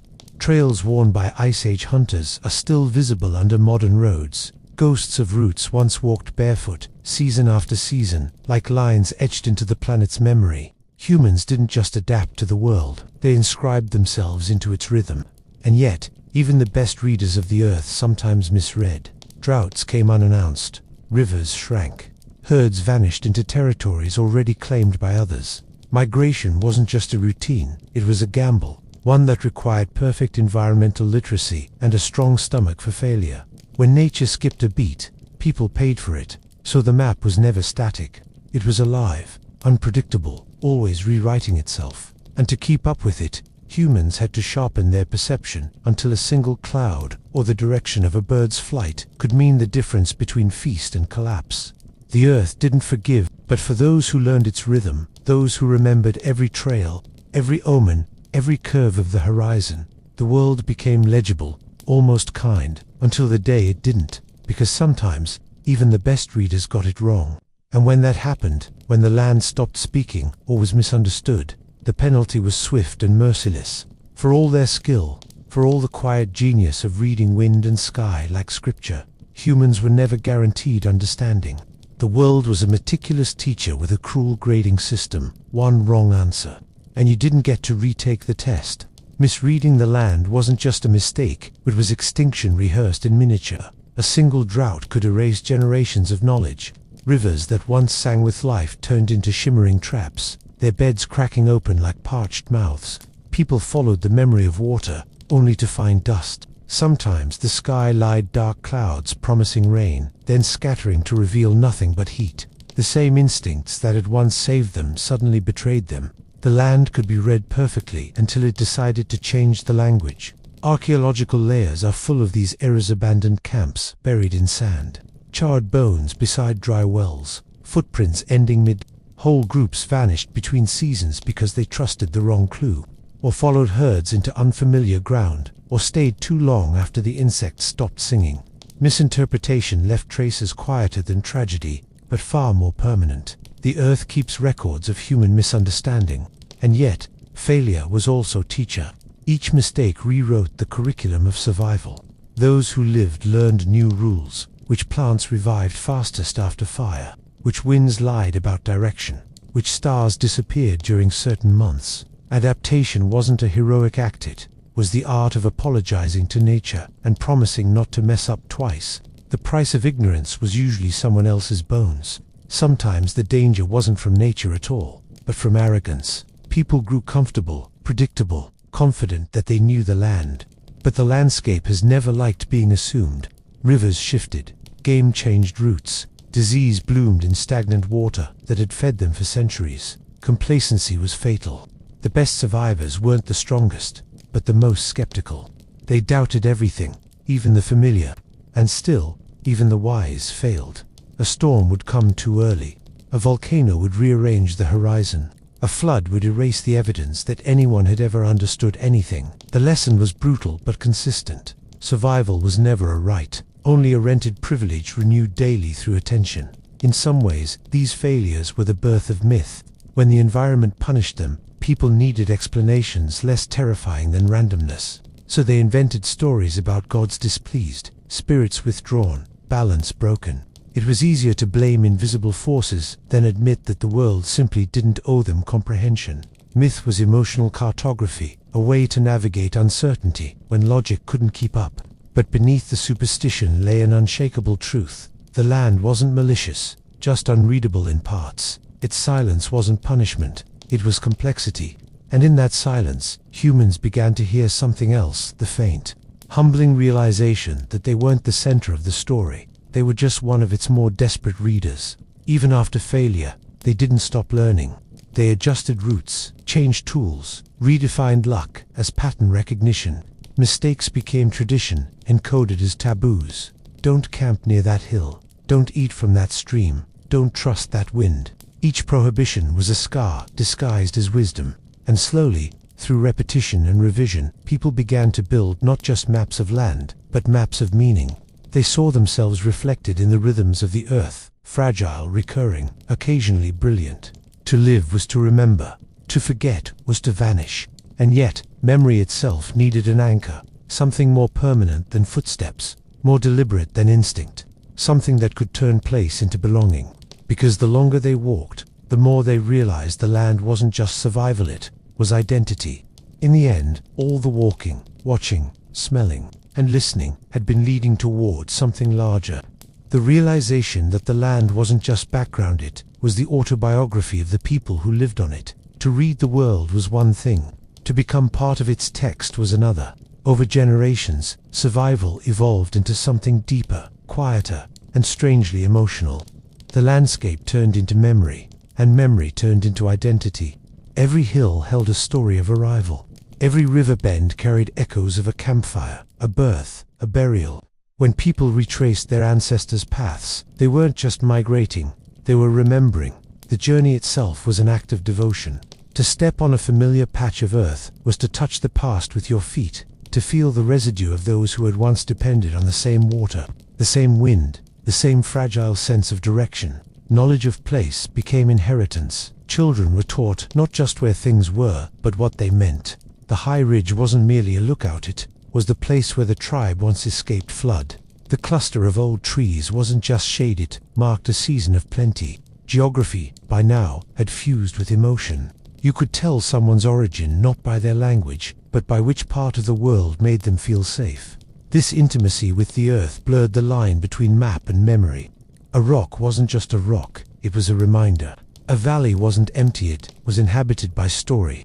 And the more these stories accumulated, the less the land could be separated from the people who named it. To lose territory meant more than displacement, it meant amnesia. You could survive hunger, cold, even predators, but losing the memory of land was the same as losing yourself. Rituals began to appear not out of superstition, but as maintenance of memory.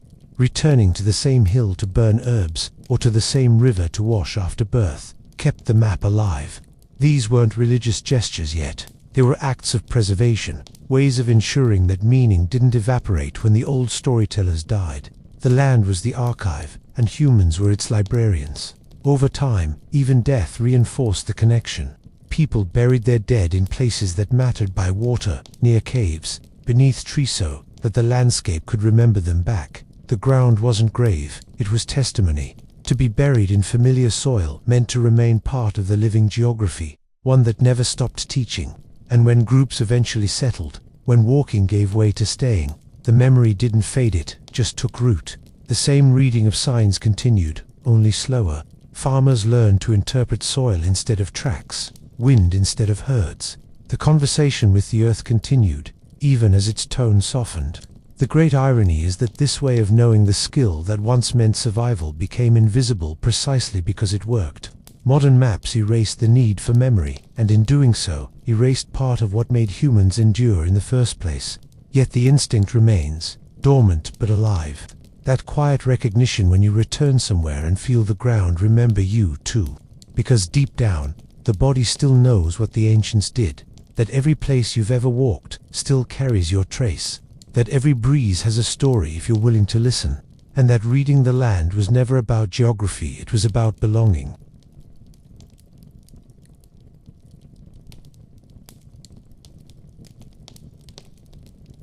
The story we like to tell about our ancestors is that they were miserable, cold, hungry, and perpetually one lion attack away from becoming historical trivia.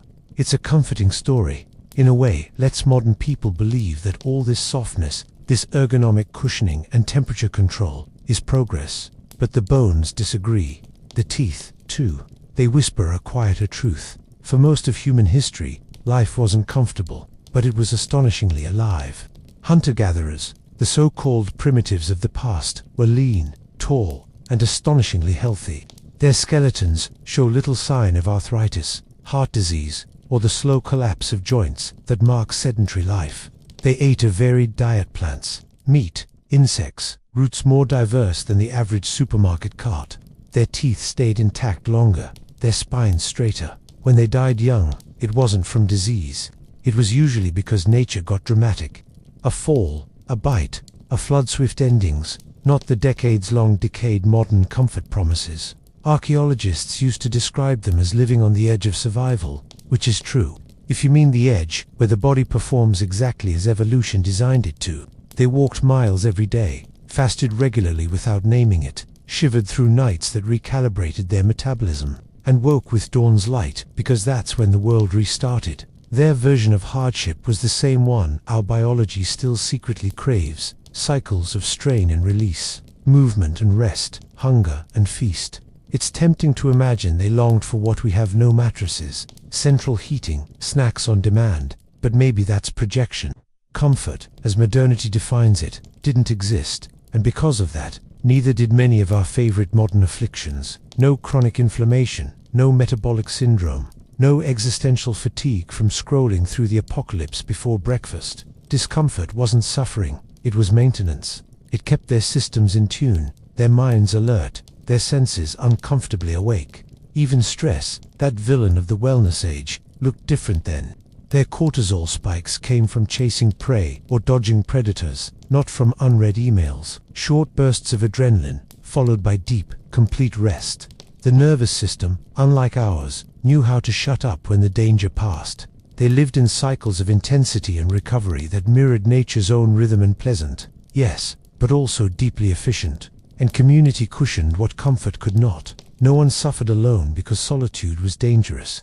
Life was loud, social, shared. Sickness meant hands tending you by firelight. Death meant ceremony, not paperwork. Hardship wasn't individualized, it was collective, whether everyone moved through together, and strangely enough, that made it bearable. So, no, the past wasn't paradise. It was rough, filthy, unpredictable, but the bodies that lived it were built for the strain. The irony is that by inventing comfort, we began dismantling the very systems that once made us thrive. The warmth that keeps us alive now keeps our metabolism bored. The food that nourishes us also numbs us. The beds that cradle us make our backs forget their purpose.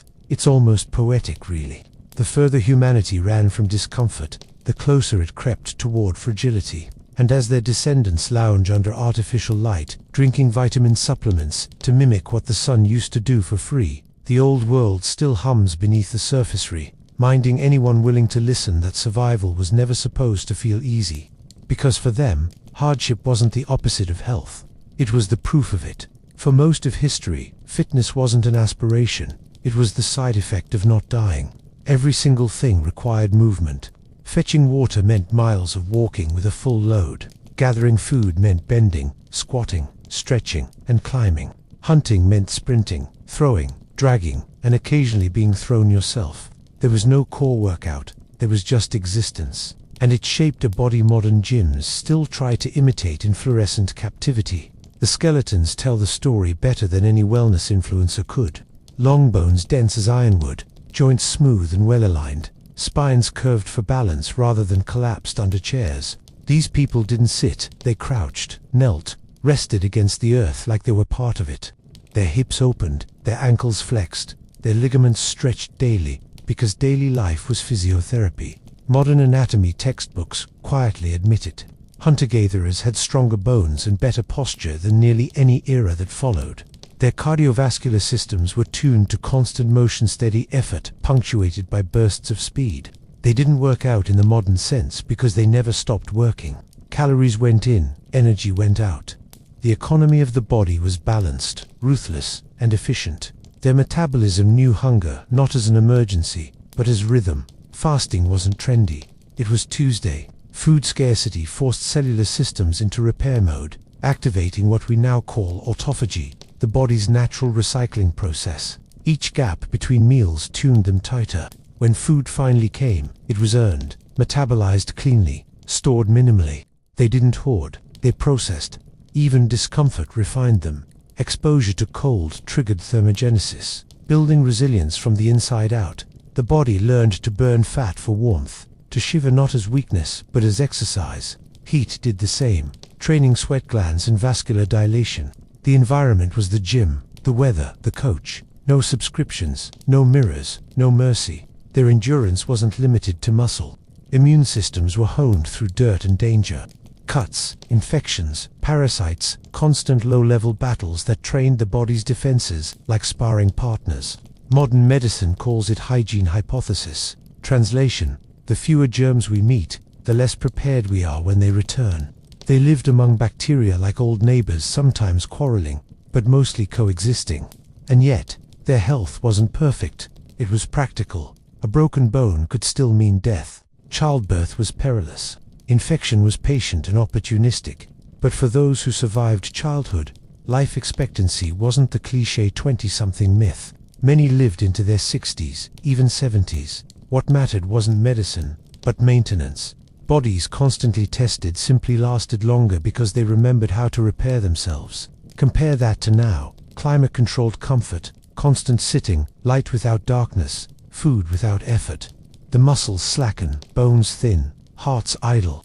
The body, deprived of purpose, begins to eat itself in boredom. Comfort doesn't just soften, it sedates. What once required coordination and alertness now demands only thumbs on a screen. The ancient body, built for motion, waits quietly inside us, wondering why we keep confusing stillness for safety. It's a strange twist of evolution. The creatures who survived through effort are now perishing through ease. And as the body grew dull from rest, another kind of intelligence, older, subtler, started fading too. The art of enduring cold, heat, and hardship wasn't just physical. It was sensory, emotional, and cultural. The ability to read discomfort became, quite literally, a survival skill. The human body was built to suffer beautifully. Not in the poetic sense, though it certainly looks dramatic when frost forms on eyelashes, but in the biological one. Cold and heat weren't enemies, they were sculptors. Every season worked the body like an artist, chiseling resilience from flesh. And unlike today, when temperature is something we set, ancient people didn't control the climate. They conversed with it. Cold was the stricter teacher. It demanded creativity or death, sometimes both in the same morning. People layered animal hides, built shelters from bones and snow, slept in huddles where body heat was the only currency. Exposure wasn't an accident, it was a condition. Their bodies adapted not by comfort, but by cooperation. Skin flushed to conserve heat. Metabolism ramped up to feed the internal furnace. Modern science calls this activation of brown adipose tissue, the biological fireplace we've nearly extinguished by inventing sweaters and thermostats. The shiver was once sacred, a reflex that saved lives long before firewood did. Every tremor generated warmth, burning calories faster than running ever could. To live through a Paleolithic winter was to be in constant negotiation with thermodynamics. But the reward was endurance, a circulatory system trained to expand and contract like the breathing of the earth itself. And then came summer, the other half of the conversation. Heat exhaustion was avoided, not through avoidance, but through adjustment. Humans evolved more sweat glands than any mammal of their size, tiny fountains of survival, leaking salt and history. To run across a savanna in midday wasn't masochism, it was strategy. While most predators collapsed in the sun, humans kept going, cooled by their own evaporation. They weren't faster, they were more patient. Endurance hunting, as it's now called, was essentially chasing an antelope until the antelope had a heat stroke. It wasn't pretty, but it was effective. The body, over time, learned the choreography of extremes. Cold nights, hot days, rapid shifts, endless adaptation. It kept the heart strong, the vessels elastic, and the metabolism perpetually tuned to change. Modernity flattened those fluctuations, sealed buildings, steady temperatures, predictable comfort, and with them, the body's elasticity thinned too. The thermostat replaced evolution. Yet the irony is almost too perfect. By insulating ourselves from the world, we've become allergic to it. A gust of cold wind now sends us scrambling for scarves. A summer afternoon becomes a public health warning. Meanwhile, the same genes that once let humans cross glaciers and deserts lie dormant, waiting for something challenging enough to wake them up again. In ancient life, temperature was never just background. It was rhythm, it was ritual. The shock of cold water in the morning wasn't a health fad, it was necessity. The burn of sunlight wasn't vanity, it was vitamin. Even pain had purpose. Discomfort kept blood flowing, nerves responsive, senses sharp. Warmth, when it finally arrived, was ecstasy earned. And that's the quiet secret of endurance. It wasn't toughness, it was familiarity. The body knew how to suffer without complaint, because suffering was simply another form of living. Still, endurance didn't stop at temperature. It extended inward, into the stomach, the bones, the rhythm of hunger itself. Because the body that knew how to tolerate the cold also knew how to tolerate emptiness, and that, perhaps, was the most valuable lesson of all. Hunger used to have dignity. It wasn't a crisis or a marketing opportunity for protein bars. It was rhythm, the natural pause between the music of meals. Early humans lived in constant conversation with it, a dialogue between body and land that rarely ended in complaint. There was no concept of being hangry. Hunger wasn't an interruption of life. It was life keeping time. To go without food for hours, sometimes days, was normal. The stomach wasn't an impatient dictator back then. It was a quiet clock. When food was scarce, the body didn't panic. It recalibrated. Hormones adjusted. Energy shifted. Cells went into maintenance mode. What modern science now calls autophagy, the miraculous process where cells recycle and repair themselves, was once just Tuesday. The body learned to clean house while it waited for the next hunt. The hunters felt hunger differently. It sharpened the mind, not dulled it. Focus heightened, senses stretched. Hunger wasn't weakness, it was clarity. The world became louder, smells stronger, time slower. A predator couldn't afford distraction. Neither could the human chasing it. In that state of deprivation, the body became a precision instrument, tuned to survival. The reward wasn't just food, it was presence. Gatherers felt it too, though in a different rhythm. The day might yield roots, nuts, berries, sometimes plenty, sometimes nothing. Meals came in mosaics, small handfuls of whatever the earth was willing to share. No refrigeration, no backup plan, just faith in pattern recognition. They knew which seasons filled baskets and which demanded endurance. And because they moved constantly, the energy burned clean. Fat stored for lean days was used and replaced. A perfect loop that modern metabolism still remembers, even if it's forgotten the choreography. Fasting, back then, wasn't about purification or religion, it was inevitability. Yet from it, spirituality bloomed anyway. When the body empties, perception changes. Hunger quiets vanity. It humbles thought. In many cultures, fasting became the doorway to revelation, not because it pleased the gods, but because it stripped away noise. You can hear the world more clearly when your stomach isn't competing for attention. Compare that to now. Constant snacking, lights that erase night, food engineered to trigger craving without nourishment. The body, never empty, never full, drifts in confusion. Hunger has been rebranded as inconvenience. But once, it was intelligence and internal compass, reminding humans that they were still part of the food chain, not above it. There's an elegance in that kind of balance. Eat too soon, and you waste potential. Wait too long, and you fade. The secret was knowing the space between. Hunger taught patience, timing, humility. It gave gratitude, texture. When a hunt succeeded or a bush bloomed with fruit, the joy was almost wholly a burst of reward that meant more because it had been earned molecule by molecule. And that kind of hunger kept them alive longer. Paradoxically, their bodies never forgot how to repair, how to shift gears, how to rest the system without breaking it. In the emptiness between meals, their cells rehearsed survival. But hunger was just one kind of teacher. Pain was another, less forgiving, more eloquent. It was the body's native language, the one that reminded them not to touch fire, not to sit too long, not to forget they were made of something capable of breaking. And somehow, that breaking made them stronger. Pain, for them, wasn't a malfunction. It was a message. It said, "You've gone too far. Turn back. Pay attention." The modern instinct is to silence it, to flatten it with pills and pillows. But the ancient body treated it like a conversation partner, annoying, yes, but rarely wrong. Pain was the body's way of keeping the mind honest. Everyday life hurt, in small ways. The ache of walking miles barefoot over uneven ground, the sting of cold air in cracked skin, the burn of muscles lifting, cutting, climbing. Yet these were productive pains, the kind that whispered of growth, repair, adaptation. Small, constant discomforts trained their systems to handle the larger ones. A scraped knee today meant a stronger scar tomorrow. That's not poetic, it's literally how collagen learns. Injury, too, had its strange wisdom. A broken bone meant immobility, which meant community.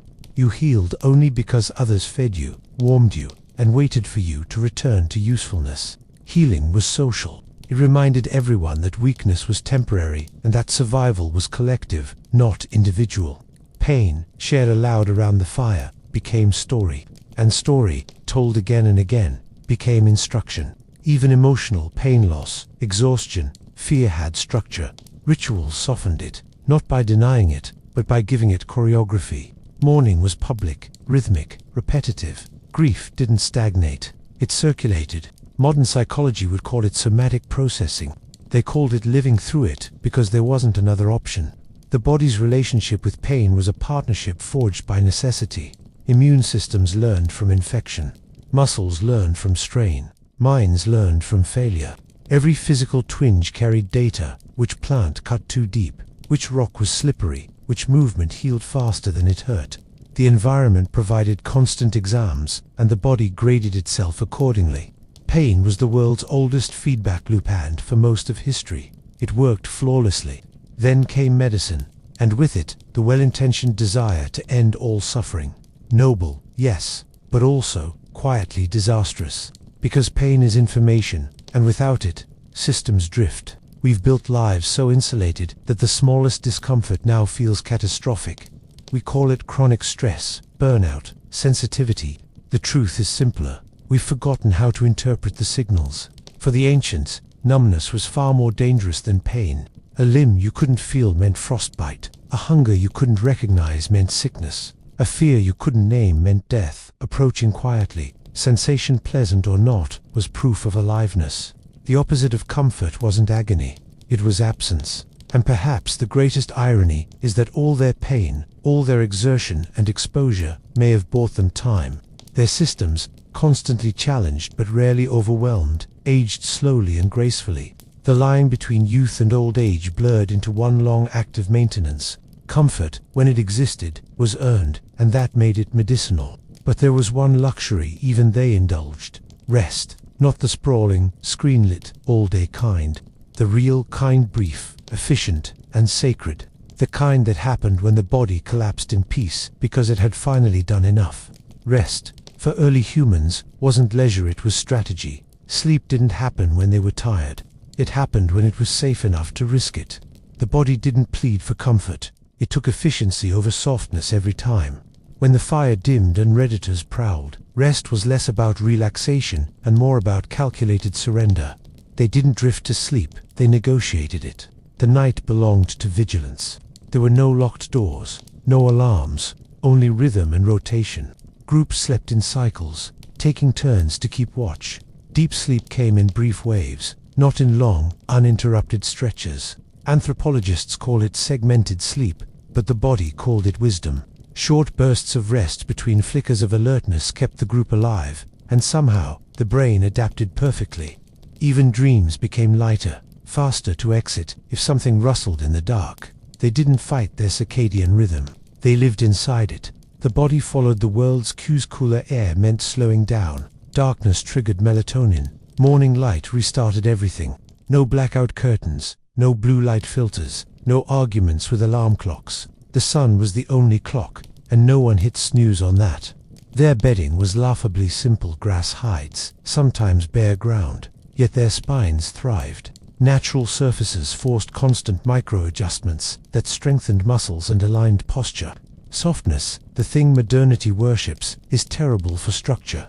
The little resistance kept their bodies honest, like gravity reminding them they were still part of the planet's geometry.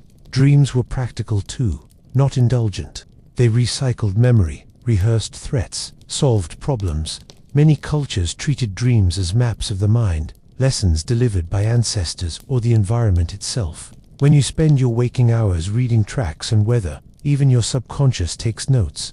Rest wasn't an escape from effort, it was the second half of it. The body didn't collapse from exhaustion.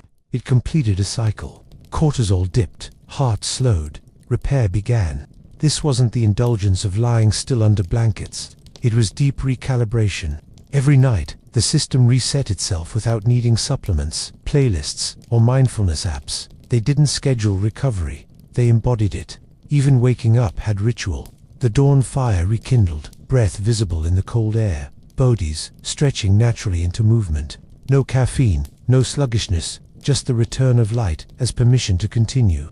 The first moments of day weren't frantic, they were communal. Everyone stirred slowly, quietly, as if easing back into life rather than attacking it. Comfortable rest, as we know it, didn't exist then. Maybe that's why it worked. Their bodies didn't confuse convenience with restoration. They didn't spend half their lives chasing better sleep, because their days had already earned it. The simplicity of exertion and exhaustion made the act of rest profound. You worked, you stopped, you healed. No negotiation, but the same mental clarity that came from good sleep and good exhaustion wasn't just physical. It extended into the mind itself, into an emotional discipline born from a world that refused to coddle. Because living without comfort didn't just make them strong, it made them strangely calm. They didn't have therapy. They had perspective. Life without comfort didn't allow the luxury of existential crises, not because they were more enlightened, but because survival kept their priorities painfully simple. Worrying about meaning was a privilege that came much later, after roofs, walls, and extra calories arrived to give the mind room to wander. For most of human history, anxiety had a job. It was an early warning system, not a full-time career. The mental landscape of a hunter-gatherer was shaped by exposure, unpredictability, and repetition. Danger wasn't abstract, had a face, a smell, and a schedule. Fear sharpened attention instead of fragmenting it. Cortisol spiked, adrenaline surged, and then crucially it stopped. When the threat passed, the body reset to neutral. Their minds didn't stew. They decompressed. There was no room to ruminate on rejection when a leopard might be doing the same to you. Resilience wasn't cultivated through comfort, but through friction. Sharing space with 20 others in a cramped shelter. Hearing every cough, snore, and sigh. Forced patience. They couldn't scroll away from irritation. They had to adapt to it. Social bonds were survival tools, not sentimental ornaments. The group absorbed tension, processed it through ritual, laughter, or communal silence. No one pretended to be fine. They just kept moving. Stress existed, but burnout didn't. Each hardship came with an endpoint. The hunt ended. The storm passed. The wound healed. Modern life removed the endings but kept the hormones, trapping us in perpetual vigilance with nothing to fight. For them, recovery was built into the chaos. Every struggle completed its own narrative arc, returning the nervous system to calm. The absence of comfort also stripped away the illusion of control. They knew the world was unpredictable and didn't take it personally. Acceptance wasn't spiritual, it was statistical. They'd seen enough storms, deaths, and failed hunts to understand that survival was probability, not destiny. That realism produced a kind of peace most modern minds would mistake for apathy. It wasn't indifference, it was calibration. Their emotions weren't dulled, just distributed differently. Joy wasn't scheduled. It appeared spontaneously, fire catching on wet wood, meat cooking evenly, a child laughing during rain. These small victories registered as enormous because they were. Gratitude wasn't a practice, it was reflex. When scarcity is default, abundance feels sacred. And perhaps the most remarkable thing, loneliness was almost impossible. Privacy didn't exist, but neither did isolation. Everyone slept within arm's reach of someone else's breath. Every sound was shared, every fear echoed. When grief came, it was witnessed. When triumph came, it was multiplied. The mind, constantly surrounded, rarely had to carry its own weight alone. Of course, it wasn't utopia. There were conflicts, jealousy, loss, exhaustion, but these emotions had outlets. A fight could be resolved before sunset. Rage could dissolve in laughter or distance. Emotional resilience wasn't cultivated through introspection, but through community rhythm. Their mental health was social infrastructure, not self-help. And yet, that balance, fragile, unself-conscious, entirely functional, was held together by one thing: movement. The mind stayed clear because the body never stopped. Which is why, when humans first began to sit still for good, to farm, to settle, to hoard, something else began to weaken. The body, once an instrument of survival, slowly forgot how to live without the tension that had defined it. The human body wasn't something to sculpt, fix, or judge. It was a tool, and every mark on it meant something. Calluses, scars, wrinkles, each one told a story of use, not decay. A good body wasn't a beautiful one, it was a functional one.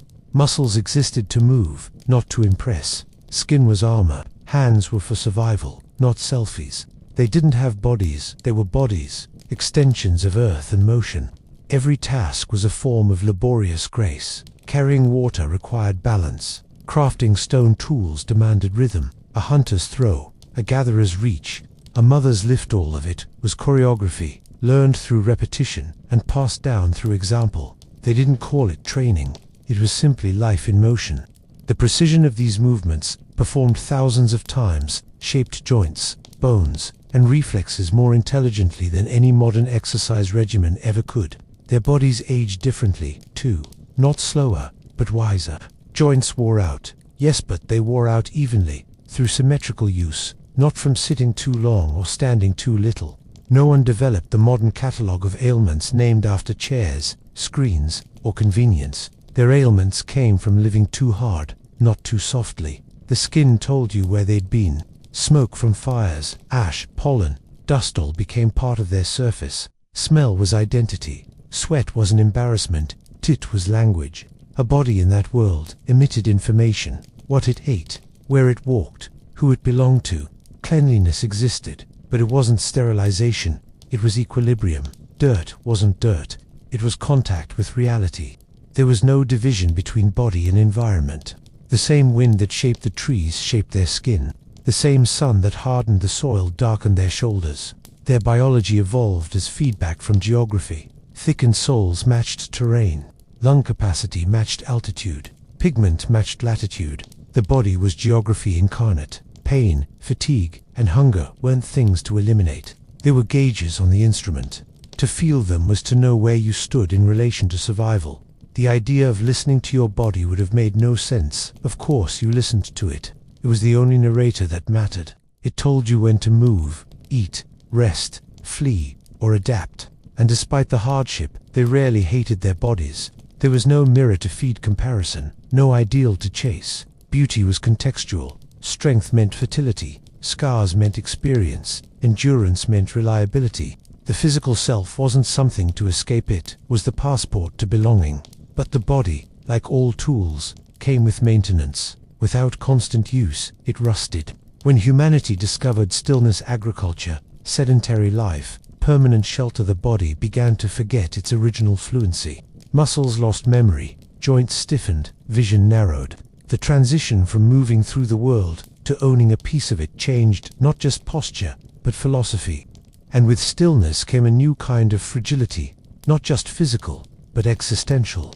The humans who once trusted their senses to find food and predict weather began to outsource that wisdom to fields, calendars, and, eventually, clocks.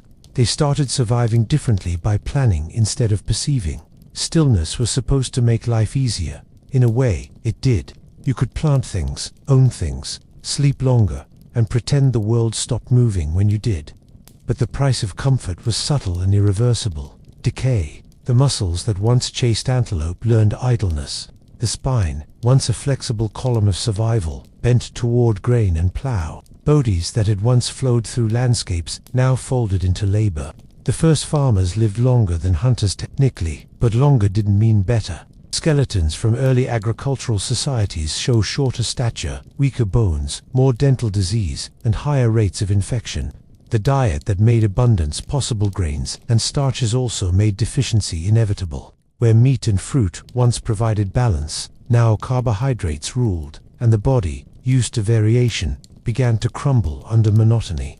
Stillness changed everything, even the immune system.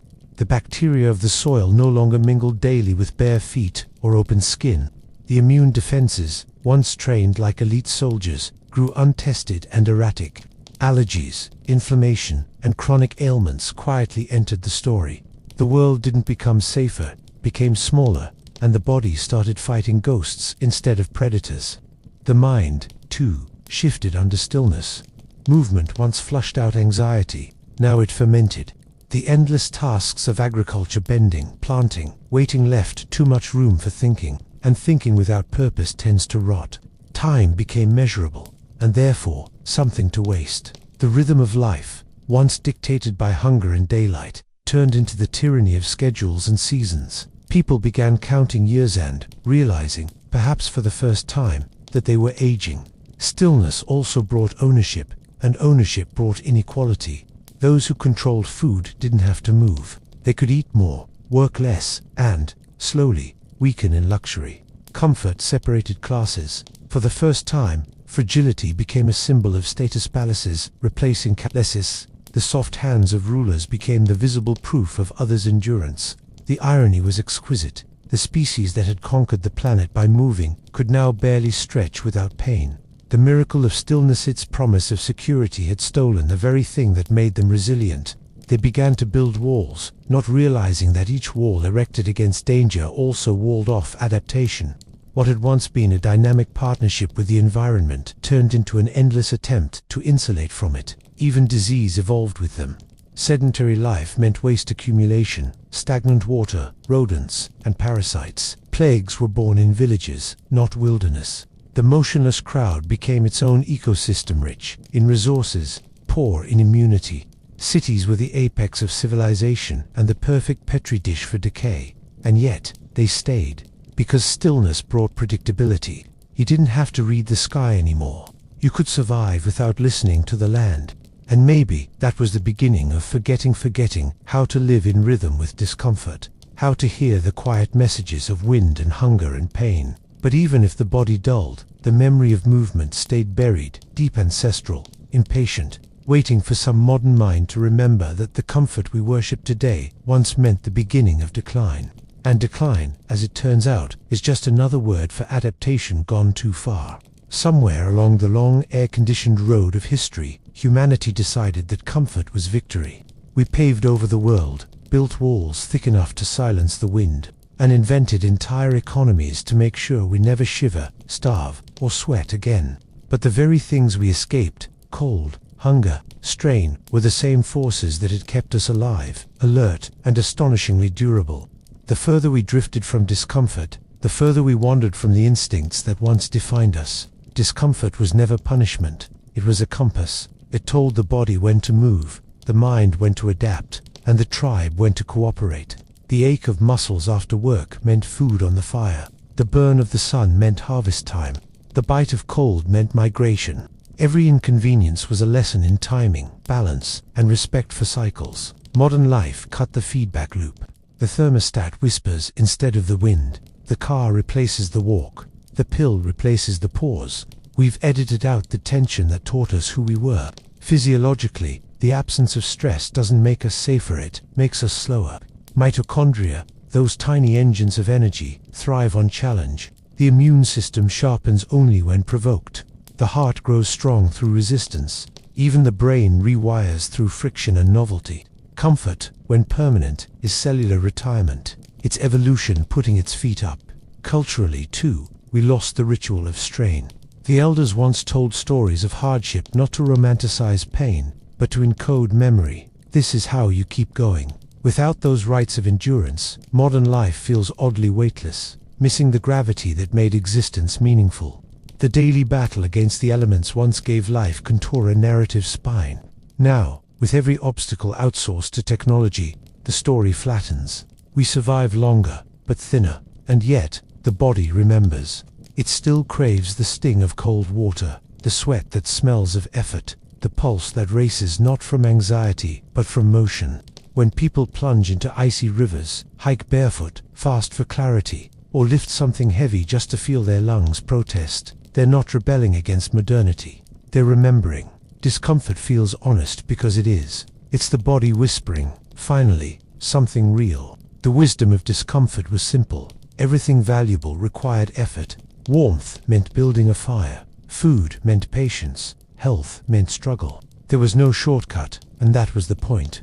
The pain of existence refined the species the way the river polishes stone slowly, mercilessly, beautifully. Now, in a world padded with convenience, we find ourselves strangely fragile, overfed, under-challenged, sleepless in softness.